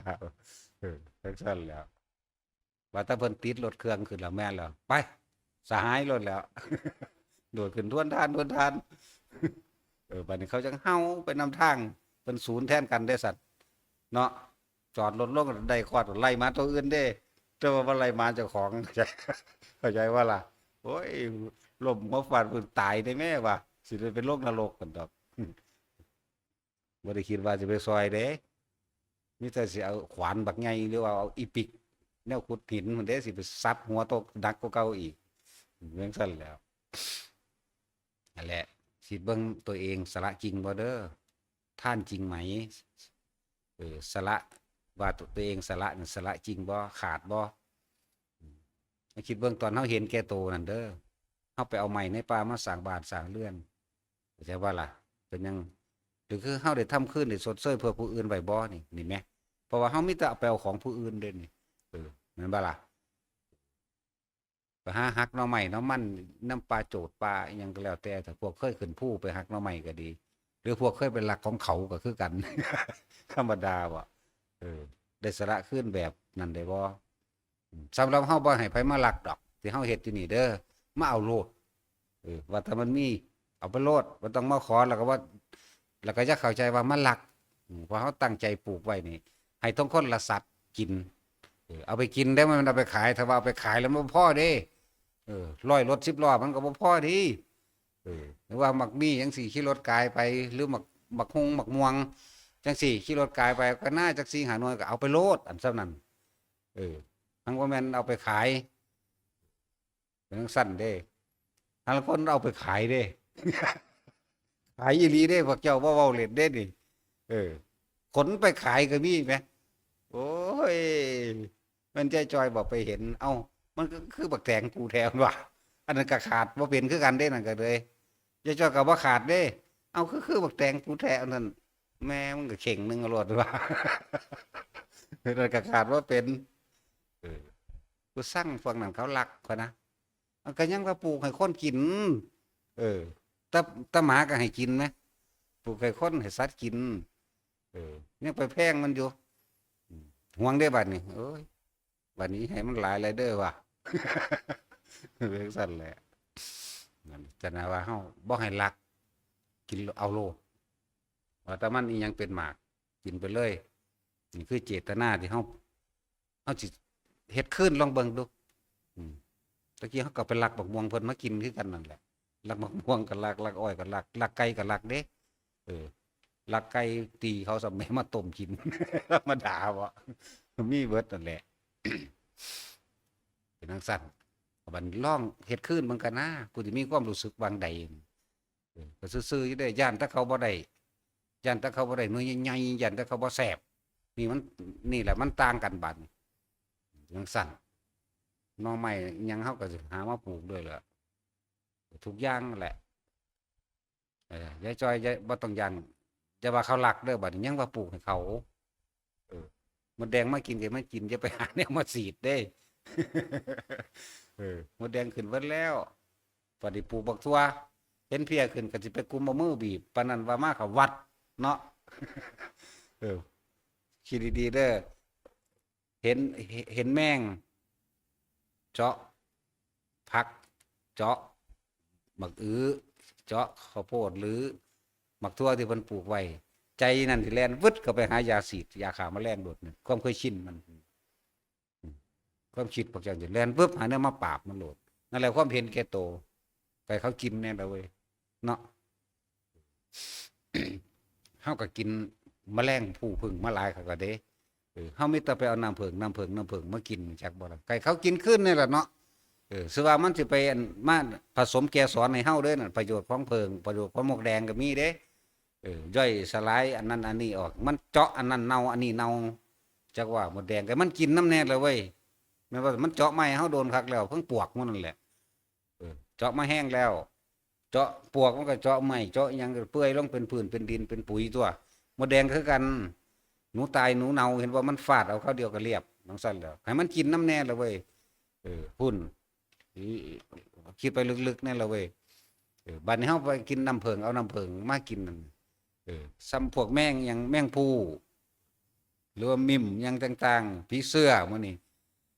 แมงวันมันก็ยังไปผสมเกสรได้เด้จักว่าล่ะมันก็บินตัวนี้ไปตัวนี้เด้ นั่นแล้วก็คืนประโยชน์จังว่าคืนให้แก่สัตว์โลกบัดไปเอาแมงกินนูนมาขวดนะจื้อได้เยอะว่าขวดยักษ์โตเยอะจอย15 ล้านตัวนี่นับไหวเยอะบ่ ธรรมดาบ่ฮิปโปนั่งปุ้งๆก็หันแล้วมึงก็ขัวคือกันนั่นแหละนะบ่ต้องห่วงดอกเออและบ่แม่นนั่งดอกเขาเอิ้นตั้ง ตั้งไว้ห่างเตอตั้งบ่อยู่มันก็ไปพิงทั้งนั้นไว้ซั่นแต่ไก่เขากินแน่เฮาเคยกินสัตว์กินหยังมามากมายแล้วล่ะเคยกินมาคักแล้วพวกหญ้าจังซี่ผู้ใดอยากได้ไปเกี่ยวไปให้งัวก็ไปเฮาก็เคยไปเกี่ยวหน้าผู้อื่นคือกันนั่นแหละเนาะแล้วก็บ่ให้แปดเปื้อนโดยสารพิษเด้นั่นแหละงัวควายก็ให้มันได้กินน้ำแน่ที่บอกว่าเฮาสร้างวัดนี่สร้างพุทธสถานถ้ำนี่หญ้าเฮาก็เอาเฟื่องเฮาก็เอาแกบเฮาก็เอาเม็ดเก่าดีเฮาก็เอาเม็ดเก่าปลายเฮาก็เอา เอาเบิดทุกอย่างเอาแล้วคืนแก่โลกบ่แม่นเอามาเก็บไว้คืนแก่โลกทำสร้างประโยชน์แก่คืนแก่สัตว์คำว่าเพื่อสรรพสัตว์เด้มันบ่แม่นแต่สัตว์คนเด้เออสัตว์ลึกลับก็มีจักว่าล่ะต้นไม้อันใดที่มันมีแก่นขึ้นมาปั๊บนี่บางพวกมันผุดขึ้นมาจาก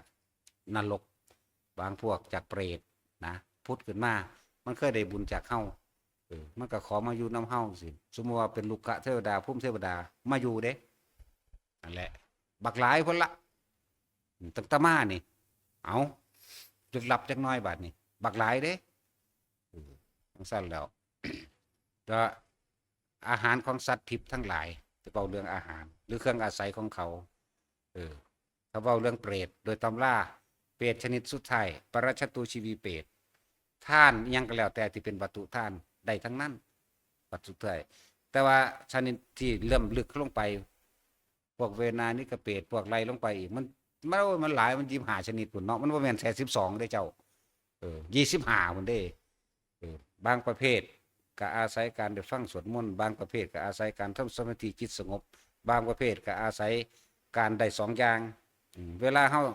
เข้าไปสู่ในชั้นที่1 2 3ก็สั่งหรือออกจาก4มากก็สั่งออกจาก4มากก็ตามเด้เฮาสิขอผลทานบุญกุศลกรรมดีจงถึงแด่เด้ต่อมาก็เข้าไปสู่ความเมตตาเจโตวิมุตติกรุณาเจโตวิมุตติมุทิตาเจโตจนอุเบกขาเจโตวิมุตติทำจิตบริสุทธิ์ขาวรอบหรอกแผ่ออกเป็นกลางๆตัวนี้สิยิ่งมากๆถ้าตัวนี้แม้กระทั่งนรกกระดับนรกก็เย็นได้ในชั่วขณะที่เฮาแผ่ออกไปเด้ขนาดนั้นเด้แต่เขาได้มาจังซี่เขาก็ขึ้นมาได้แม้นมาเป็นลูกกะแต่ที่กิ่งอันน่ะของเก่าเขาก็มีอยู่แต่ว่าจิตสุดท้ายขณะที่เขาสิดับล้มปราณเขานี่แหละขาดใจตายนี่แหละไปเกิดคิดถึงตอนทุบหัวไปเข็งปั้วน่ะมันเลยลงซื่อๆก็มีเด้มีเขาก็มีทุนของเขาอยู่นั่นแหละขณะจิตสุดท้ายบางที่ลงไปในหันมันก็เย็นไปชั่วขณะเด้มันธรรมดาเด้แนวมื้อนี้นั่นแหละพวกเขาเจ้าเข้าฌาน4ได้จังซี่เขาเจ้าเข้าแล้วเขาก็เจ้ามาถอยออกมาจากก่อนเด้บัดนี้สะสางตัวเองบริสุทธิ์เรียบร้อยแล้วเขาลงไปได้มันยังไปบ่ได้บ่แม่นโตคนเด้ลงไปมันก็ลงไปของมันนั่นแหละอย่างสั่นรู้จักนิมมานรกายบ่ล่ะ หรือรู้จักแต่นิมมานรตีโอ้ยบ่รู้จักดอกนิมมานรตีก็เลยรู้จักธรรมกายบ่แม่นวัดธรรมกายเด้ กายแห่งธรรมรู้จักบ่ล่ะมันก็ลงไปของมันไปมันก็แผ่ออกไปของมันนั่นแหละเป็นสั่นไปแต่ละจุดพอขึ้นได้ขึ้นเด้พวกนี้นั่นแหละเฮาบ่ได้เฮ็ดว่าตั้งแต่คนเด้คนนี่ยังมีโอกาสแก้ตัวใหม่ผิดแล้วผิดอีกผิดแล้วผิดอีกยังตั้งต้นได้เด้อแต่พวกนั้นตั้งต้นยากคือยังตั้งยากนั่นแหละเฮาจึงเน้นคำว่าทุกบัดนี้คำว่าจิตสุดท้ายก่อนสิตายเป็นหยังคือให้ฝึกทรงฌานอยู่ตลอดทำให้บ่อยทำให้มากทำให้ชินให้มันชินกับตัวนี้ไปดีที่สุดล่ะบางคนทำบุญทำทานมามากแต่บ่นึกถึงเพราะว่าบ่รู้จักคำว่าบุญทานก็มีแต่ทานแลกของทานก็หวังผลในทานแต่ว่าไปสร้างไปขุดน้ำบ่อกอศาลาก็เอาไปหาอ่างตะคนแน่ก็แสดงว่าอยากได้ชื่อเสียงอยากคนย่ออยากได้สวรรค์แม่นบ่ซั่นอยากได้สวรรค์จะเกิดมารวยเด่นบ่ได้นำว่าสิเฮ็ดนี่เป็นหนทางพ้นทุกข์บ่ได้เป็นสการสละออกโดยแท้จริงเห็นบ่เป็นจังซั่นแหละ พลาดนิดหน่อยก็มีเห็นบ่น้อยๆแต่ว่าอานาปานสตินี่คือพวกเฮาพากันเฮ็ดอยู่เด้อนี่บาดมันสิใจขาดมากจริงๆมันสิบ่แล่นหาคิดหาแนวอื่นมันสิคิดหาแนวนี้เลยนอกนั้นเป็นของสำรองไว้ดอกบ่ต้องไปคิดถึงมันดอกอันท่านเทินอีหยังนั่นน่ะท่านมันขาดออกไปโลดถ้ามันบ่ถึงอีหลีมันเป็นของสำรองตกค้างเอาดอกแต่ทุกคนถึงยิ่งหนึ่งเฮาทรงฌานอยู่ตลอดด้วยอานาปานสติปัฏฐาน4ก็บริบูรณ์ดีแล้วขึ้นอยู่กับการว่าทำมากทำน้อยทำมากทำน้อยเด้การฟังธรรมนี่เป็นเหตุแห่งการคิดเป็นเหตุให้การเห็นเป็นเหตุให้การปล่อยวางได้เด้บัดเนี่ยถ้าฟังธรรมจังซี่ได้มันสิไปไสหน้า อย่างน้อยๆมันก็ได้โสดาบันบัดสิใจขาดก็มีสกิทาคาก็มีหมายถึงว่าพวกขี้ค้านรู้จักบ่กรรมฐานขี้เกียจกรรมฐานนอนเอาเอ้าพุทธเจ้าบ่ได้ว่าเด้อนอนน่ะเมื่ออกุศลวิตกในกามเธอจงละเสียจงรู้ให้ทันเสียแล้วหลีกกลับมาเป็นผู้มีสติรู้อยู่ในกับลมหายใจเข้าออกเด้นอนอย่างตขาคตวิหารรู้จักบ่หรืออานาปานสตินี่แหละตถาคตวิหารก็ดีหรือเป็นที่อยู่แห่งอริยะเจ้าทั้งหลายก็อานาปานสตินี่แหละเรื่องสั้นผู้จะเข้าถึงความบริสุทธิ์ได้ก็อานาปานสตินี่แหละ3อย่างแต่เรื่องสั้นตัวนั้นบ่เลยไปก็ได้ดอกอันพวกอันที่ว่าเขาเมตตาเจโตวิมุตติกรุณามุทิตาอุเบกขาเจโตวิมุตติอันนั้นเขาเจ้าใส่ในกิจการพิเศษรู้จักบ่เรื่องสั้นแหละในแต่ทั้งว่าบางพวกก็รับแบบนี้ได้เฮาก็ให้แบบนี้บางพวกก็รับแบบนี้ได้บุญนะรับบุญว่าง่ายซะเครื่องอาศัยของหมู่สัตว์เครื่องอาศัยของหมู่เปรตชนิดแต่ละชนิด25ชนิดนรกอีกมันเท่าใดแล้วเป็นสั้นเทวดาก็อีกอย่างหนึ่งใครแน่อยู่เด้พวกนี้เทวดาก็อย่างหนึ่งเทวดาน่ะมักธรรมะการแสดงธรรมบางที่เขาก็จากฟังธรรมข้อนี้มันฆ่าเด้นี่มันบ่ถิ่มความสงสัยมันยังไปตั้งความเห็นจักว่าเหตุอันใดทำให้ถึงนรธรรมจังสีเฮาก็เทศให้ฟังโลดมันก็ปั้วไปเลยก็มีได้ละบาดคุณคนพวกนี้สั่งสมไว้ตอนเป็นมนุษย์เด้อเทวดาพวกนี้เด้อสั่งสมไว้ครับอาจจะเป็นกับสมัยพุทธเจ้าองค์นั้นไหลตกข้างมาเรื่อยเด้บางคนจากสวรรค์ชั้นจตุมเลื่อนขึ้นเป็นชั้นที่2ดาวดึงยามาดุสิตไปเรื่อยเด้ไหลขึ้นไปเรื่อยเด้เกิดจากเทวดาขึ้นสู่เทวดาก็มีอยู่แต่ว่าน้อยจักว่าล่ะแต่พวกนี้ต้องอาศัยการฟังธรรมเด้อเป็นทางสั้น มันบ่แม่นของง่ายเด้อิอะรุนิจังสี่เวลาเขาถามธรรมะนะบางประเภทไปจำเอามาจังสี่ให้เข้ากับกลุ่มแปลเอาตัวเรื่องสั้นเด้อิอะรุนิบางพวกก็คือว่าจีเจรุนิจังสี่ล่ะอันนี้มันอิอะระนังก็มีได้แม่มึงมันยังบาดนี่ต้องถามรักพวกนี้จักทีบจักแดนหยังเนาะตัดสินทางบ่ต้องใส่สมองดอกซึ่งลึงโลดนั่นแหละเขาบ่ได้ถามยาวเด้แต่ว่าการบรรยายที่มันยาว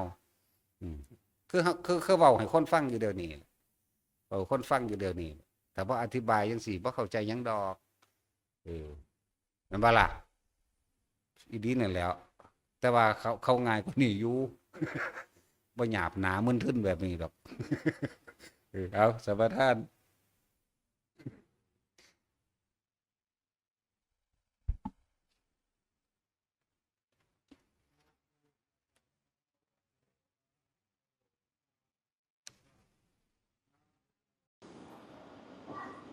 เดี๋ยวประกาศแจ้งเตือนข่าวสารบุคคลอันตรายก็คือนางสาวทิพพรเพชรพงศ์ชื่อเล่นสุวรรณิชเด้อได้พ้นสภาพจากการมาอาศัยอยู่ในวัดนี้แล้วบ่ได้เป็นแอดมินเพจบ่ได้เป็นแอดมินวัดทางวัดได้ขับไล่ออกไป2 อาทิตย์แล้วบ่ว่าเขาสิประกาศไปเลี่ยไล่หรือขอความช่วยเหลือในเรื่องใดๆก็สั่งบ่ได้เกี่ยวกับทางวัดแล้วเด้อบ่ได้เกี่ยวกับสถานปฏิบัติธรรมอันนี้แล้วเพราะว่าเขามีพฤติกรรมจังซี่มาในช่วงระยะหนึ่งเตือนบอกให้เหตุผลแต่ว่าบ่ฟังคนที่โดนไปแล้วในการไปขอเลี่ยไล่จังซี่ขนาดคนสนิทคือยายฝ่ายก็ถูกไปแล้ว 5,000แล้วคนที่เขาแจ้งสลิปมาหรือว่าได้ติดต่อมาทางแอดมินแต้วกับแอดมินนั่นเท่2 คนเขาก็ส่งข้อความมาให้เบิ่งอยู่บางคนก็เจอ 6,000 2,000 100 200ก็ว่าไปนะจึงบอกว่าทิพพรเพชรพงศ์ได้พ้นสภาพจากการเกี่ยวข้องกับทางสถานธรรมพุทธคารุการามแล้วเด้อผู้ใดท่านยังหลงเสือหรือยังมีการโทรไป เขาสิใส่วิธีการโทรไปเด้อบ่แช่คือมันสิมีช่วงระยะที่เขาคนที่เขามาพักนี่เขาสิมาจดเอาซื้อจดเอาเบอร์โทรแล้วเขาสิออกไปทำยังสิเป็นส่วนตัวของเขาเด้อบางที่ก็แอบอ้างเกี่ยวกับวัดท่าซุ่งประกาศถึงวัดท่าซุ่งพร้อมนะเป็นบุคคลอันตรายแล้วเด้อบางที่ก็อ้างว่าไปอยู่วัดท่าซุ่งเป็นผู้จัดการนั่นนี่อยู่วัดท่าซุ่งซึ่งเฮาก็ฮู้อยู่ดอกวัดท่าซุ่งก็ดีและทางวัดท่าซุ่งก็พิมพ์หน้าเอาเด้อก็ไปทางนั้นก็ดีเป็นบุคคลหลอกลวงแล้วล่ะนะซึ่งมีพฤติกรรมแอบแฝงมาจังซี่เฮาก็ให้โอกาสเตือนมาตลอดตะเกาก่อนเขาก็เคยติดตามหลวงพ่อมา10 กว่าปีแต่พยายามที่จะให้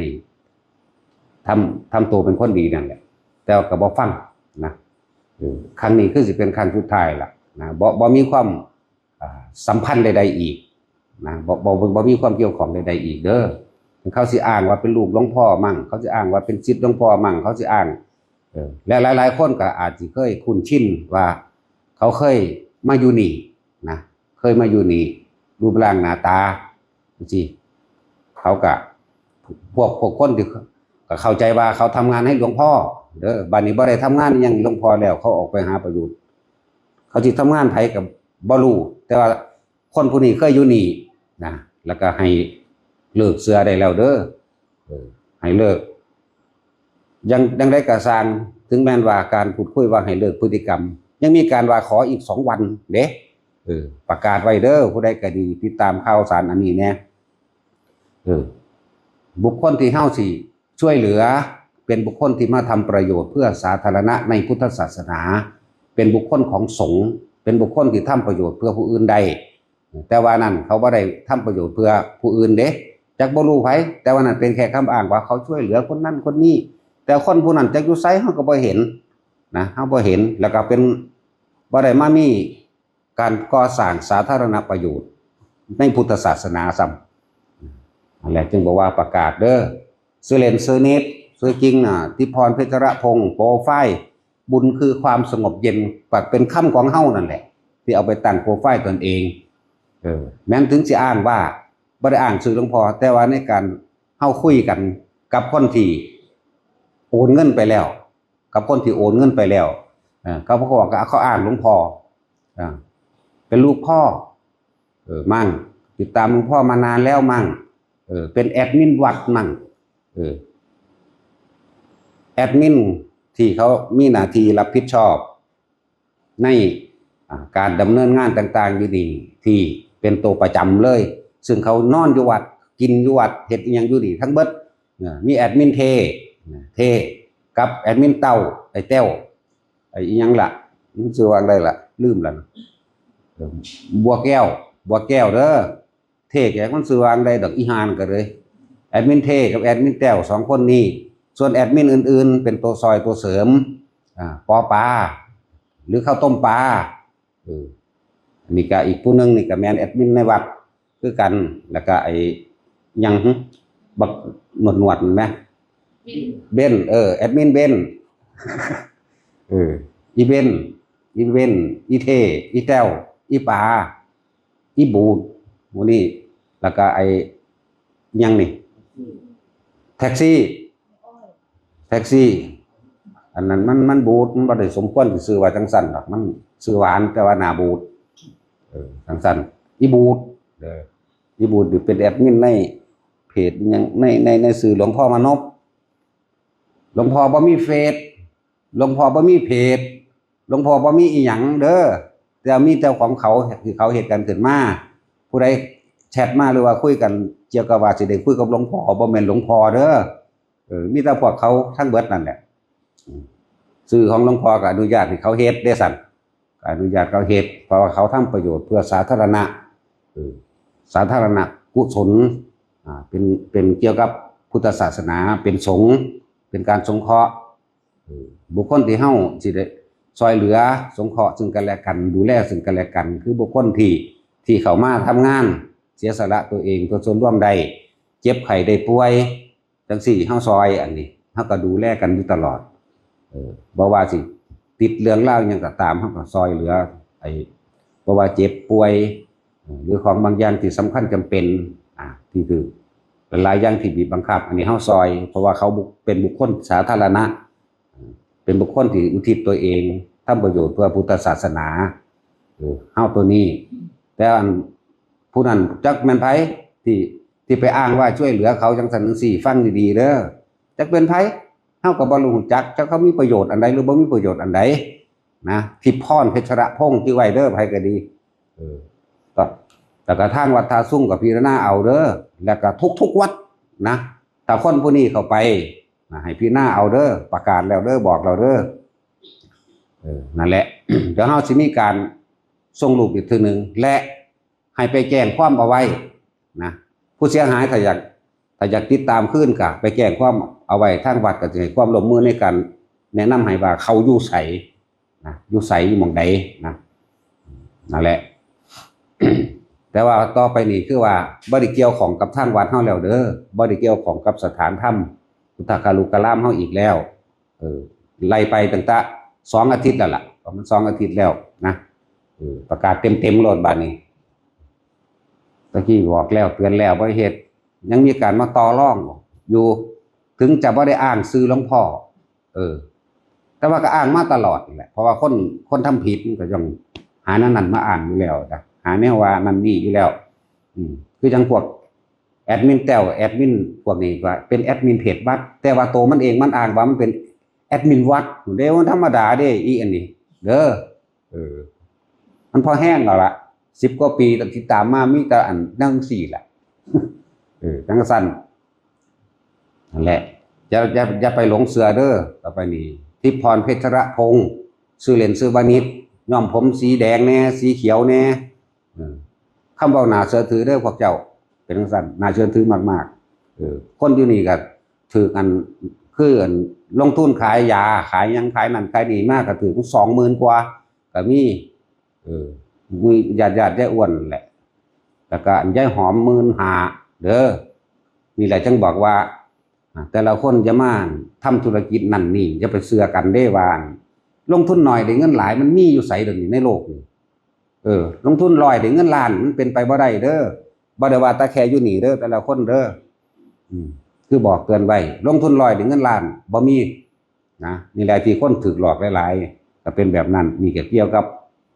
เขาเอิ้นหยังบุ แก่งหยังก็ข้อแหม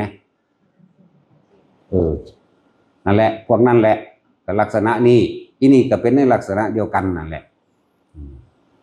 จังว่าเตือนไว้ แล้วเฮาก็สิเฮ็ดรูปภาพมันติดไว้นี่แหละติดไว้อยู่ในอันมองอันหยังล่ะติดหน้าศาลาเฮานี่โลดเอาภาพมันลงไว้บุคคลอันตรายขาดการจัดการอีหยังอยู่ในสถานธรรมเฮาอีกแล้วนะคือเว้าอีหยังออกมาแต่ละอันแต่อย่างมีแต่ว่าบ่อ่านนั่นคำว่าสิว่าบ่อ่านก็สร้างเขาก็ฮู้อยู่แล้วว่าอยู่นี่แต่ว่าสิว่าบ่อ่านบ่มีดอกว่าเฮารู้จักดีเฮาพยายามที่สิให้โอกาสหลายครั้งเป็น100 ครั้งแล้วล่ะหลายอย่างอยู่ ถึงว่าประกาศบอกเด้อบัดนี้เด้อผู้ใดนั่นเพราะว่าเงินที่บริจาคมาต่างๆเฮาบ่ได้มันเป็นเขาสิเอาไปใส่บ่รู้เด้อแต่สำหรับพวกเฮาที่บริจาคเข้ามานี่เป็นสาธารณประโยชน์ทั้งเบิดนั่นแหละว่าสิสร้างถนนว่าสิซื้อพวกไม้ปลูกต้นไม้ว่าสิดูแลรักษาคนเจ็บคนไข้คนป่วยและหมู่ภิกษุสงฆ์ทั้งหลายอยู่ในนี้ดูแลกันค่าหลายๆอย่างค่าน้ำมูกน้ำมันเดินทางไปหันไปนี่ซื้อปุ๋ยซื้อยาหลายอย่างที่เอามานี่คือมีแต่เกี่ยวกับสาธารณประโยชน์เท่านั้นเกี่ยวกับสงเคราะห์แล้วก็สงเคราะห์โลกอื่นๆอีกอย่างเช่นเรื่องบางที่สถานการศึกษาหรือโรงเรียนราชประชาสงเคราะห์จังซี่มาขอความอนุเคราะห์เฮาให้ไปนี่คือส่วนที่เฮาเฮ็ดนี่เป็นสาธารณะเดี๋ยวนี้หลายหม่องอยู่เกี่ยวกับเฮ็ดกับโรงเรียนจังซี่ถ้าคนป่วยก็คือต้องมีส่วนเกี่ยวของในการเรียกว่าตัวเองนะสละตัวเองมาเฮ็ดเกี่ยวกับพุทธศาสนานี่อันนี้เฮาสงเคราะห์กันความจำเป็นลูกบ่มีค่าเทอมจังซี่เฮาก็ให้อยู่เด้อเด็กน้อยที่ ในในในความดูแลพวกนี้แหละเขาก็สละตัวเองมาแล้วจังซี่กับเปรียบสมมันดูดังว่าค่าจ้างแต่ว่าบ่เป็นค่าจ้างดอกเด้อเพราะว่าทุกคนที่มาอยู่ในนี่มาสละตัวเองคือพ่อใหญ่นายแม่ใหญ่คำใดบ่มีสมองจังซี่แล้วก็เฮ็ดอยู่จังซี่ตลอดบ่มีค่าจ้างแต่ว่าแต่จำเป็นมาเฮาก็ให้กันเดือดร้อนเรื่องเงินบางอย่างลูกบ่มีเงินไปโรงเรียนป่วยลักษณะนี้พอนายกับยายคำใดที่เป็นสร้างประจำอยู่นี่ยายคำใดเป็นเจ้าของต้นไม้หัวหน้าสวนและทุกๆคนนั่นแหละรวมกันทุกๆคนเฮ็ดเบิดทุกนาทีจังว่าบอกประกาศตัวนี้ไปนำที่ว่าเฮาซอยสาธารณะแบบใดก็แบบนี้แหละแต่ว่าที่ว่าไปขอเรียไล่หรือขอความสงสารเมตตาแบบนั้นแบบนี้มันจะมีคำเว้าโน้มน้าวให้เกิดความสงสารเด้อเก่งเด้อผู้นั้นเด้อสิบอกให้นั่นแหละจังว่าประกาศเตือนไว้ บ่ได้แล้วก็ทุกๆวัดฟังให้เด้อทุกวัดฟังแน่เขาสิอ้างอยู่2สถานที่2สถานที่วัดท่าซุ่งเขาก็อ้างเด้อเขาก็อ้างว่าเป็นผู้จัดการอยู่หั่นดูแลนั่นนี่โอ้ยเก่งขนาดเจ้าอยู่นี่บ่ยังเรียนหาแต่ผัว มันมียังนะเป็นจังซั่น นั่นแหละแต่เฮาได้ตัดแล้วก็ตัดแบบนั้นแหละเฮาบ่ฮักเฮาบ่ซังแต่ว่าเฮาฮู้ว่าไม่มีประโยชน์เข้าใจบ่ไม่มีประโยชน์ต่อบุคคลผู้อื่นเลยแถมสามารถเอาประโยชน์แห่งสาธารณะไปเป็นประโยชน์ส่วนตนเองเรียกว่าเห็นแก่ตัวเด้อจริงๆเฮาบ่ฮักไผจักคนเลยในโลกนี่แต่ก็บ่ซังไผพร้อมแต่ว่าอันใดมันเป็นประโยชน์ควรหรือบ่ควรเฮาก็เฮ็ดไปนี่แหละถึงว่าเฮาบ่ได้ฮักไผดอกตั้งแต่แม่เฮาก็ยังบ่ฮักจักบ่ล่ะ แต่ว่าอันใดควรหรือบ่ควรต่างหากเด้อทุกคนเสมอกันทุกคนเสมอกันเบิดเด้อบ่มีผู้ใดมีความพิเศษบ่มีผู้ใดมีความพิเศษจักคนบ่ว่าญาติพี่น้องลูกเต้าเหลาหลานหยังมาก็สร้างเสมอกันเบิดทุกคนอยู่นี่เด้อบ่ได้ฮักผู้ใดบ่ได้ชังผู้ใดเสมอกันเบิดตั้งแต่แม่ก็ด่าเด้นั่นมันเป็นในนามสมมุติอันนึงแล้วเข้าใจว่าล่ะก็ว่าถ้าบ่ถือกับสัตว์ต่อหน้าเปี้ยงๆบ่ได้คือผู้อื่นนี่แหละส่วนการกระทำอย่างหนึ่งก็ต่างหากคำว่ากตัญญูมันก็มีอยู่สมควรแก่ธรรมสมควรแก่เหตุสมควรกับความเป็นจริงแล้วก็อยู่ในพระวินัยพร้อมเด้บำรุงเลี้ยงมารดาบิดานี่เอาพระวินัยเป็นหลักเด้อบ่นอกเหนือจากนั้นดอกนั่นแหละให้ทุกคนรับทราบเอาไว้เด้ออันเรื่องอันทิพย์พรเพชรพงษ์น่ะไปหาโทรไปหาเรียนไล่จังซั่นจังซี่มันหาจดเอาเอิดล่ะไล่สื่อคนที่เข้ามาในนี่มันแหละแอบจดเอาของมันและหลายๆอย่างสมุดบัญชีหรือยังก็มีเป็น200,000สมุดบัญชีมันเฮามาแต่ทางใดเด้อเตือนไปแต่ละคนผู้ใดมีความเสียหายเฮาก็ให้ความร่วมมือในการติดตามให้แต่ว่าเฮาบ่ได้เดินทางไปเด้แต่ว่าเฮาแนะใช่ว่าล่ะแนะให้ข้อมูลว่ามันอยู่ไสเป็นไผนะบุคคลบ่มีประโยชน์คนที่เห็นแก่ตัวนะเฮาก็ต้องบอกว่าเห็นแก่ตัวนี่ธรรมะออกจริงๆแบบนี้เด้อธรรมะแปลว่าความจริงเปิดเผยปิดบังมันเศร้าหมองเฮาจึงทุกสิ่งทุกอย่างเฮาเว้าตามสัจจะเว้าตามที่มันเป็นเว้าตามความจริงเว้าโดยหน่วยธรรม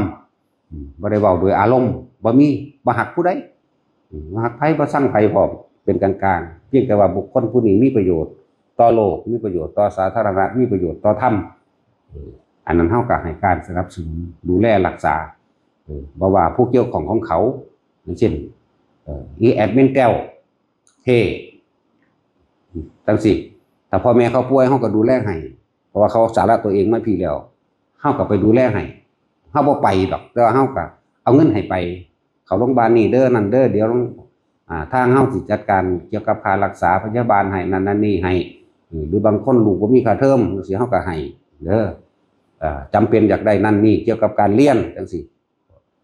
พ่อแม่มันมาอยู่นี่จังซั่นแหละแต่ว่าอย่าลืมเขาบ่ได้มาหาเงินเขาสละตัวเองมาแล้วเขาก็บ่ได้ทุกข์ยากพอสิมาแบบนี้แต่ว่าล่ะแต่ด้วยความรักในพุทธศาสนารักในคำสอน พอใจในธรรมเขาจึงสละตัวเองมากทั้งสั้น ทั้งว่าประกาศทุกคนรู้ทุกคนผู้ใดอยากได้ข้อมูลนั้นนี่เด้อกระโทรมาหาคนที่รับผิดชอบอยู่ในนี้แอดมินแต้ววราพรนาคแก้วแอดมินอีเท่นั่นแหละทั้งเสื่องได้หรออีห่างกันเลยมันบ่เอาเมียเสียก็เป็นผู้หญิงเนาะมันเป็นตุ๊ด กะอีเบนนวดนั่นแหละมันบ่มีเงินซื้อมีดโกนอีหานี่อันก็กระเทยหนวดกระเทยเข้าเล่นกันเลย แต่ว่ามันมีลูกปะล่ะ แล้วก็นรงค์ศักดิ์นวลจันทร์หรือแท็กซี่นี่คือแอดมินประจำวัดเฮาแต่คนที่รับเรื่องต่างๆก็คือวราพรนาคแก้วหรือแต้วกับเทสองคนนี้ปอปาก็เป็นแอดมินวัดเฮาคือกันแต่ว่าเสริมบ่ได้รับเรื่องเล่าอย่างต่างๆเพราะว่าเขาเที่ยวออกพวกนี้เขานอนอยู่นี่นอนกินอยู่นี่รับอันยาถ้ำต่างๆที่เขามาหาที่พักในนี่สำหรับคนที่ถามว่ามีการรับปฏิบัติธรรมบ่จากปฏิบัติกับมาปฏิบัติโลดบ่รับแต่ว่ามาโลด มาโลดเด้อมีที่พักให้อยู่ดอกมาได้ตลอดซุมื้อนั่นแหละบ่ได้เลือกว่าเวลานั้นเวลานี้บ่ได้เลือกเด้อเนี่ยจังว่าแต่ละคน ให้นั่นให้เขามาโลดว่าจัดปฏิบัติธรรมเดือนไหนปีไหนปฏิบัติทุกมื้อกิเลสมันเกิดทุกมื้อความอยากเกิดทุกมื้ออารมณ์โลภโกรธหลงเกิดทุกมื้อเกิดทุกเวลาพร้อมเลยว่าบ่ได้รับว่าเป็นเวลาคือตลอดเลยผู้ใดต้องการเข้ามาฝึกหัดตัวเองสถานนี้เป็นสถานที่ฝึกตนฝึกคนให้เป็นพระเด้อฝึกตนฝึกคนให้เป็นพระแหละว่ามาได้ตลอดนั่นแหละได้ทุกเวลาเพราะว่าเขาเฮ็ดทุกมื้อมีที่พักแต่ว่าบางที่หามันแน่นจังสิก็อยู่2อยู่3ไปนั่นแหละบางที่ก็หาเต็มมานำแต่มันแน่นถึงสั่นมันก็แน่นอยู่ตลอดนั่นแหละว่าเฮ็ดกุฏินำบ่ทันจะพากันมาหยังเนาะกันซั่นแล้ว อันนั้นเกี่ยวกับประกาศข่าวสารกับประกาศไปแล้วหันเข้ามาเบิ่งเรื่องสิ่งที่มันเกิดกับเฮาตลอดเวลาความโลภความโกรธความหลงเกิดได้ตลอดเวลาทุกเมื่อเด้อโลภโกรธหลงเกิดตลอดทุกเมื่อเลยบ่ว่าตาสิเห็นหูสิได้ยินตาเห็นหูได้ยินได้กลิ่นฟังเรื่องเล่าต่างๆที่เขาเว้ามาปุ๊บอารมณ์เฮานี่เกิดดับอยู่ตลอดเด้อเปลี่ยนแปลงปุ๊บปั๊บนั่นแหละคำว่าสังสารวัฏมันแปลว่าหยังดีทำความเข้าใจคำว่าสังสารวัฏให้แต่ละคนเด้อสังสารนี่มาจากคำว่าสังขารคือความคิดนึกปรุงแต่งวัฏนี่มาจากหมุนวนความคิดนึกปรุงแต่งของหมู่สัตว์ทั้งหลายผู้มีความยึดติดถือมั่นในรูปรสกลิ่นเสียงสัมผัสและอารมณ์ย่อมมีความคิดนึกปรุงแต่งหมุนวนเวียนอยู่เช่นนั้นจึงบอกว่าจิตนี่เกิดขึ้นนี่คือความคิดเกิดตั้งอยู่นี่กำลังใครควรพิจารณาดับไปและทุกคนจับใจความตัวนี้ให้ดีเกิดขึ้นตั้งอยู่ดับไปจึงเรียกสังสารวัฏแมนจิตเป็นผู้คิดผู้นึกเมื่อคิดนึกแล้วในขณะที่เฮาระหว่างการคิดนึกนี่มันต้องมีมโนภาพเมื่อมโนภาพแล้วก็เกิดอารมณ์นั่นแหละคือภพอารมณ์คือภพทีนี้เฮาสิมาจับดักเอาตรงที่ว่าความคิดทุกสิ่งทุกอย่างเกิดขึ้นจากจิตคือความคิดเฮาเองจิตเป็นผู้คิดนึกผู้ปรุงผู้แต่งแต่จิตกับมโนมันก็สั่งสมมาเรียบร้อยแล้วมโนกับความจำต่างๆความจำได้หมายรู้การสั่งสมต่างๆที่มันเกิดขึ้นในจิตเฮาเองเรียกว่าจิตมโนมโนภาพเข้าใจคำว่ามโนภาพบ่คนเคยจินตนาการบ่คือจังเฮาแม่นมันเคยเห็นกันทีเดียวกับสร้างเฮาสิจำภาพคนผู้นั้นไว้เดี๋ยวมโนภาพปรุงแต่งไปในความหลัก บอกยังไงคนอยู่นี่มันเฒ่าเพิ่นแล้วเคยมักสาวมักผัวมักเมียเพิ่นแล้วล่ะตอนเฮาคิดถึงเขานั่นไหมเป็นจังไดนั่นแหละมโนภาพบัดนี้ปรุงแต่งไปเกิดอารมณ์ได้บัดนี้นั่นแหละภพมันเกิดนั่นแหละจึงบอกว่าจิตผู้คิดผู้ปรุงแต่งมโนภาพนึกและจินตนาการในระหว่างนี้เป็นอารมณ์วิญญาณรับรู้ความรู้สึกในความพอใจและไม่พอใจจิตมโนวิญญาณและรวบว่าเป็นตัวเดียวกันโลดไหลเข้ามาจิตมโนวิญญาณคือสิ่งเดียวกันเอามันขาดโลดนี่ตามพุทธเจ้าเลยตามคำสอนพุทธเจ้าเลยเป็นสั่นจิตมโนวิญญาณคือสิ่งเดียวกันวิญญาณเป็นตัวรับรู้ในความรู้สึกนั่นเองจิตกับผู้รู้ผู้คิดผู้หนึ่งผู้แต่งคือเก่ามโนกับผู้รู้ผู้คิดผู้ปรุงผู้แต่งในการสังสมคือเก่ามันออกมาจากตัวเดียวกันวิญญาณนี่เป็นตัวรองรับความรู้สึกสุดท้ายการเก่านี่แหละพอใจกับไม่พอใจนี่สัตว์ทั้งหลายเวียนว่ายตายเกิดเพราะพอใจกับไม่พอใจนี่เด้อจิตบัดนี้เกิดขึ้นหมายถึงคิดตั้งอยู่คิดเรื่องนั้นแล้วดับไป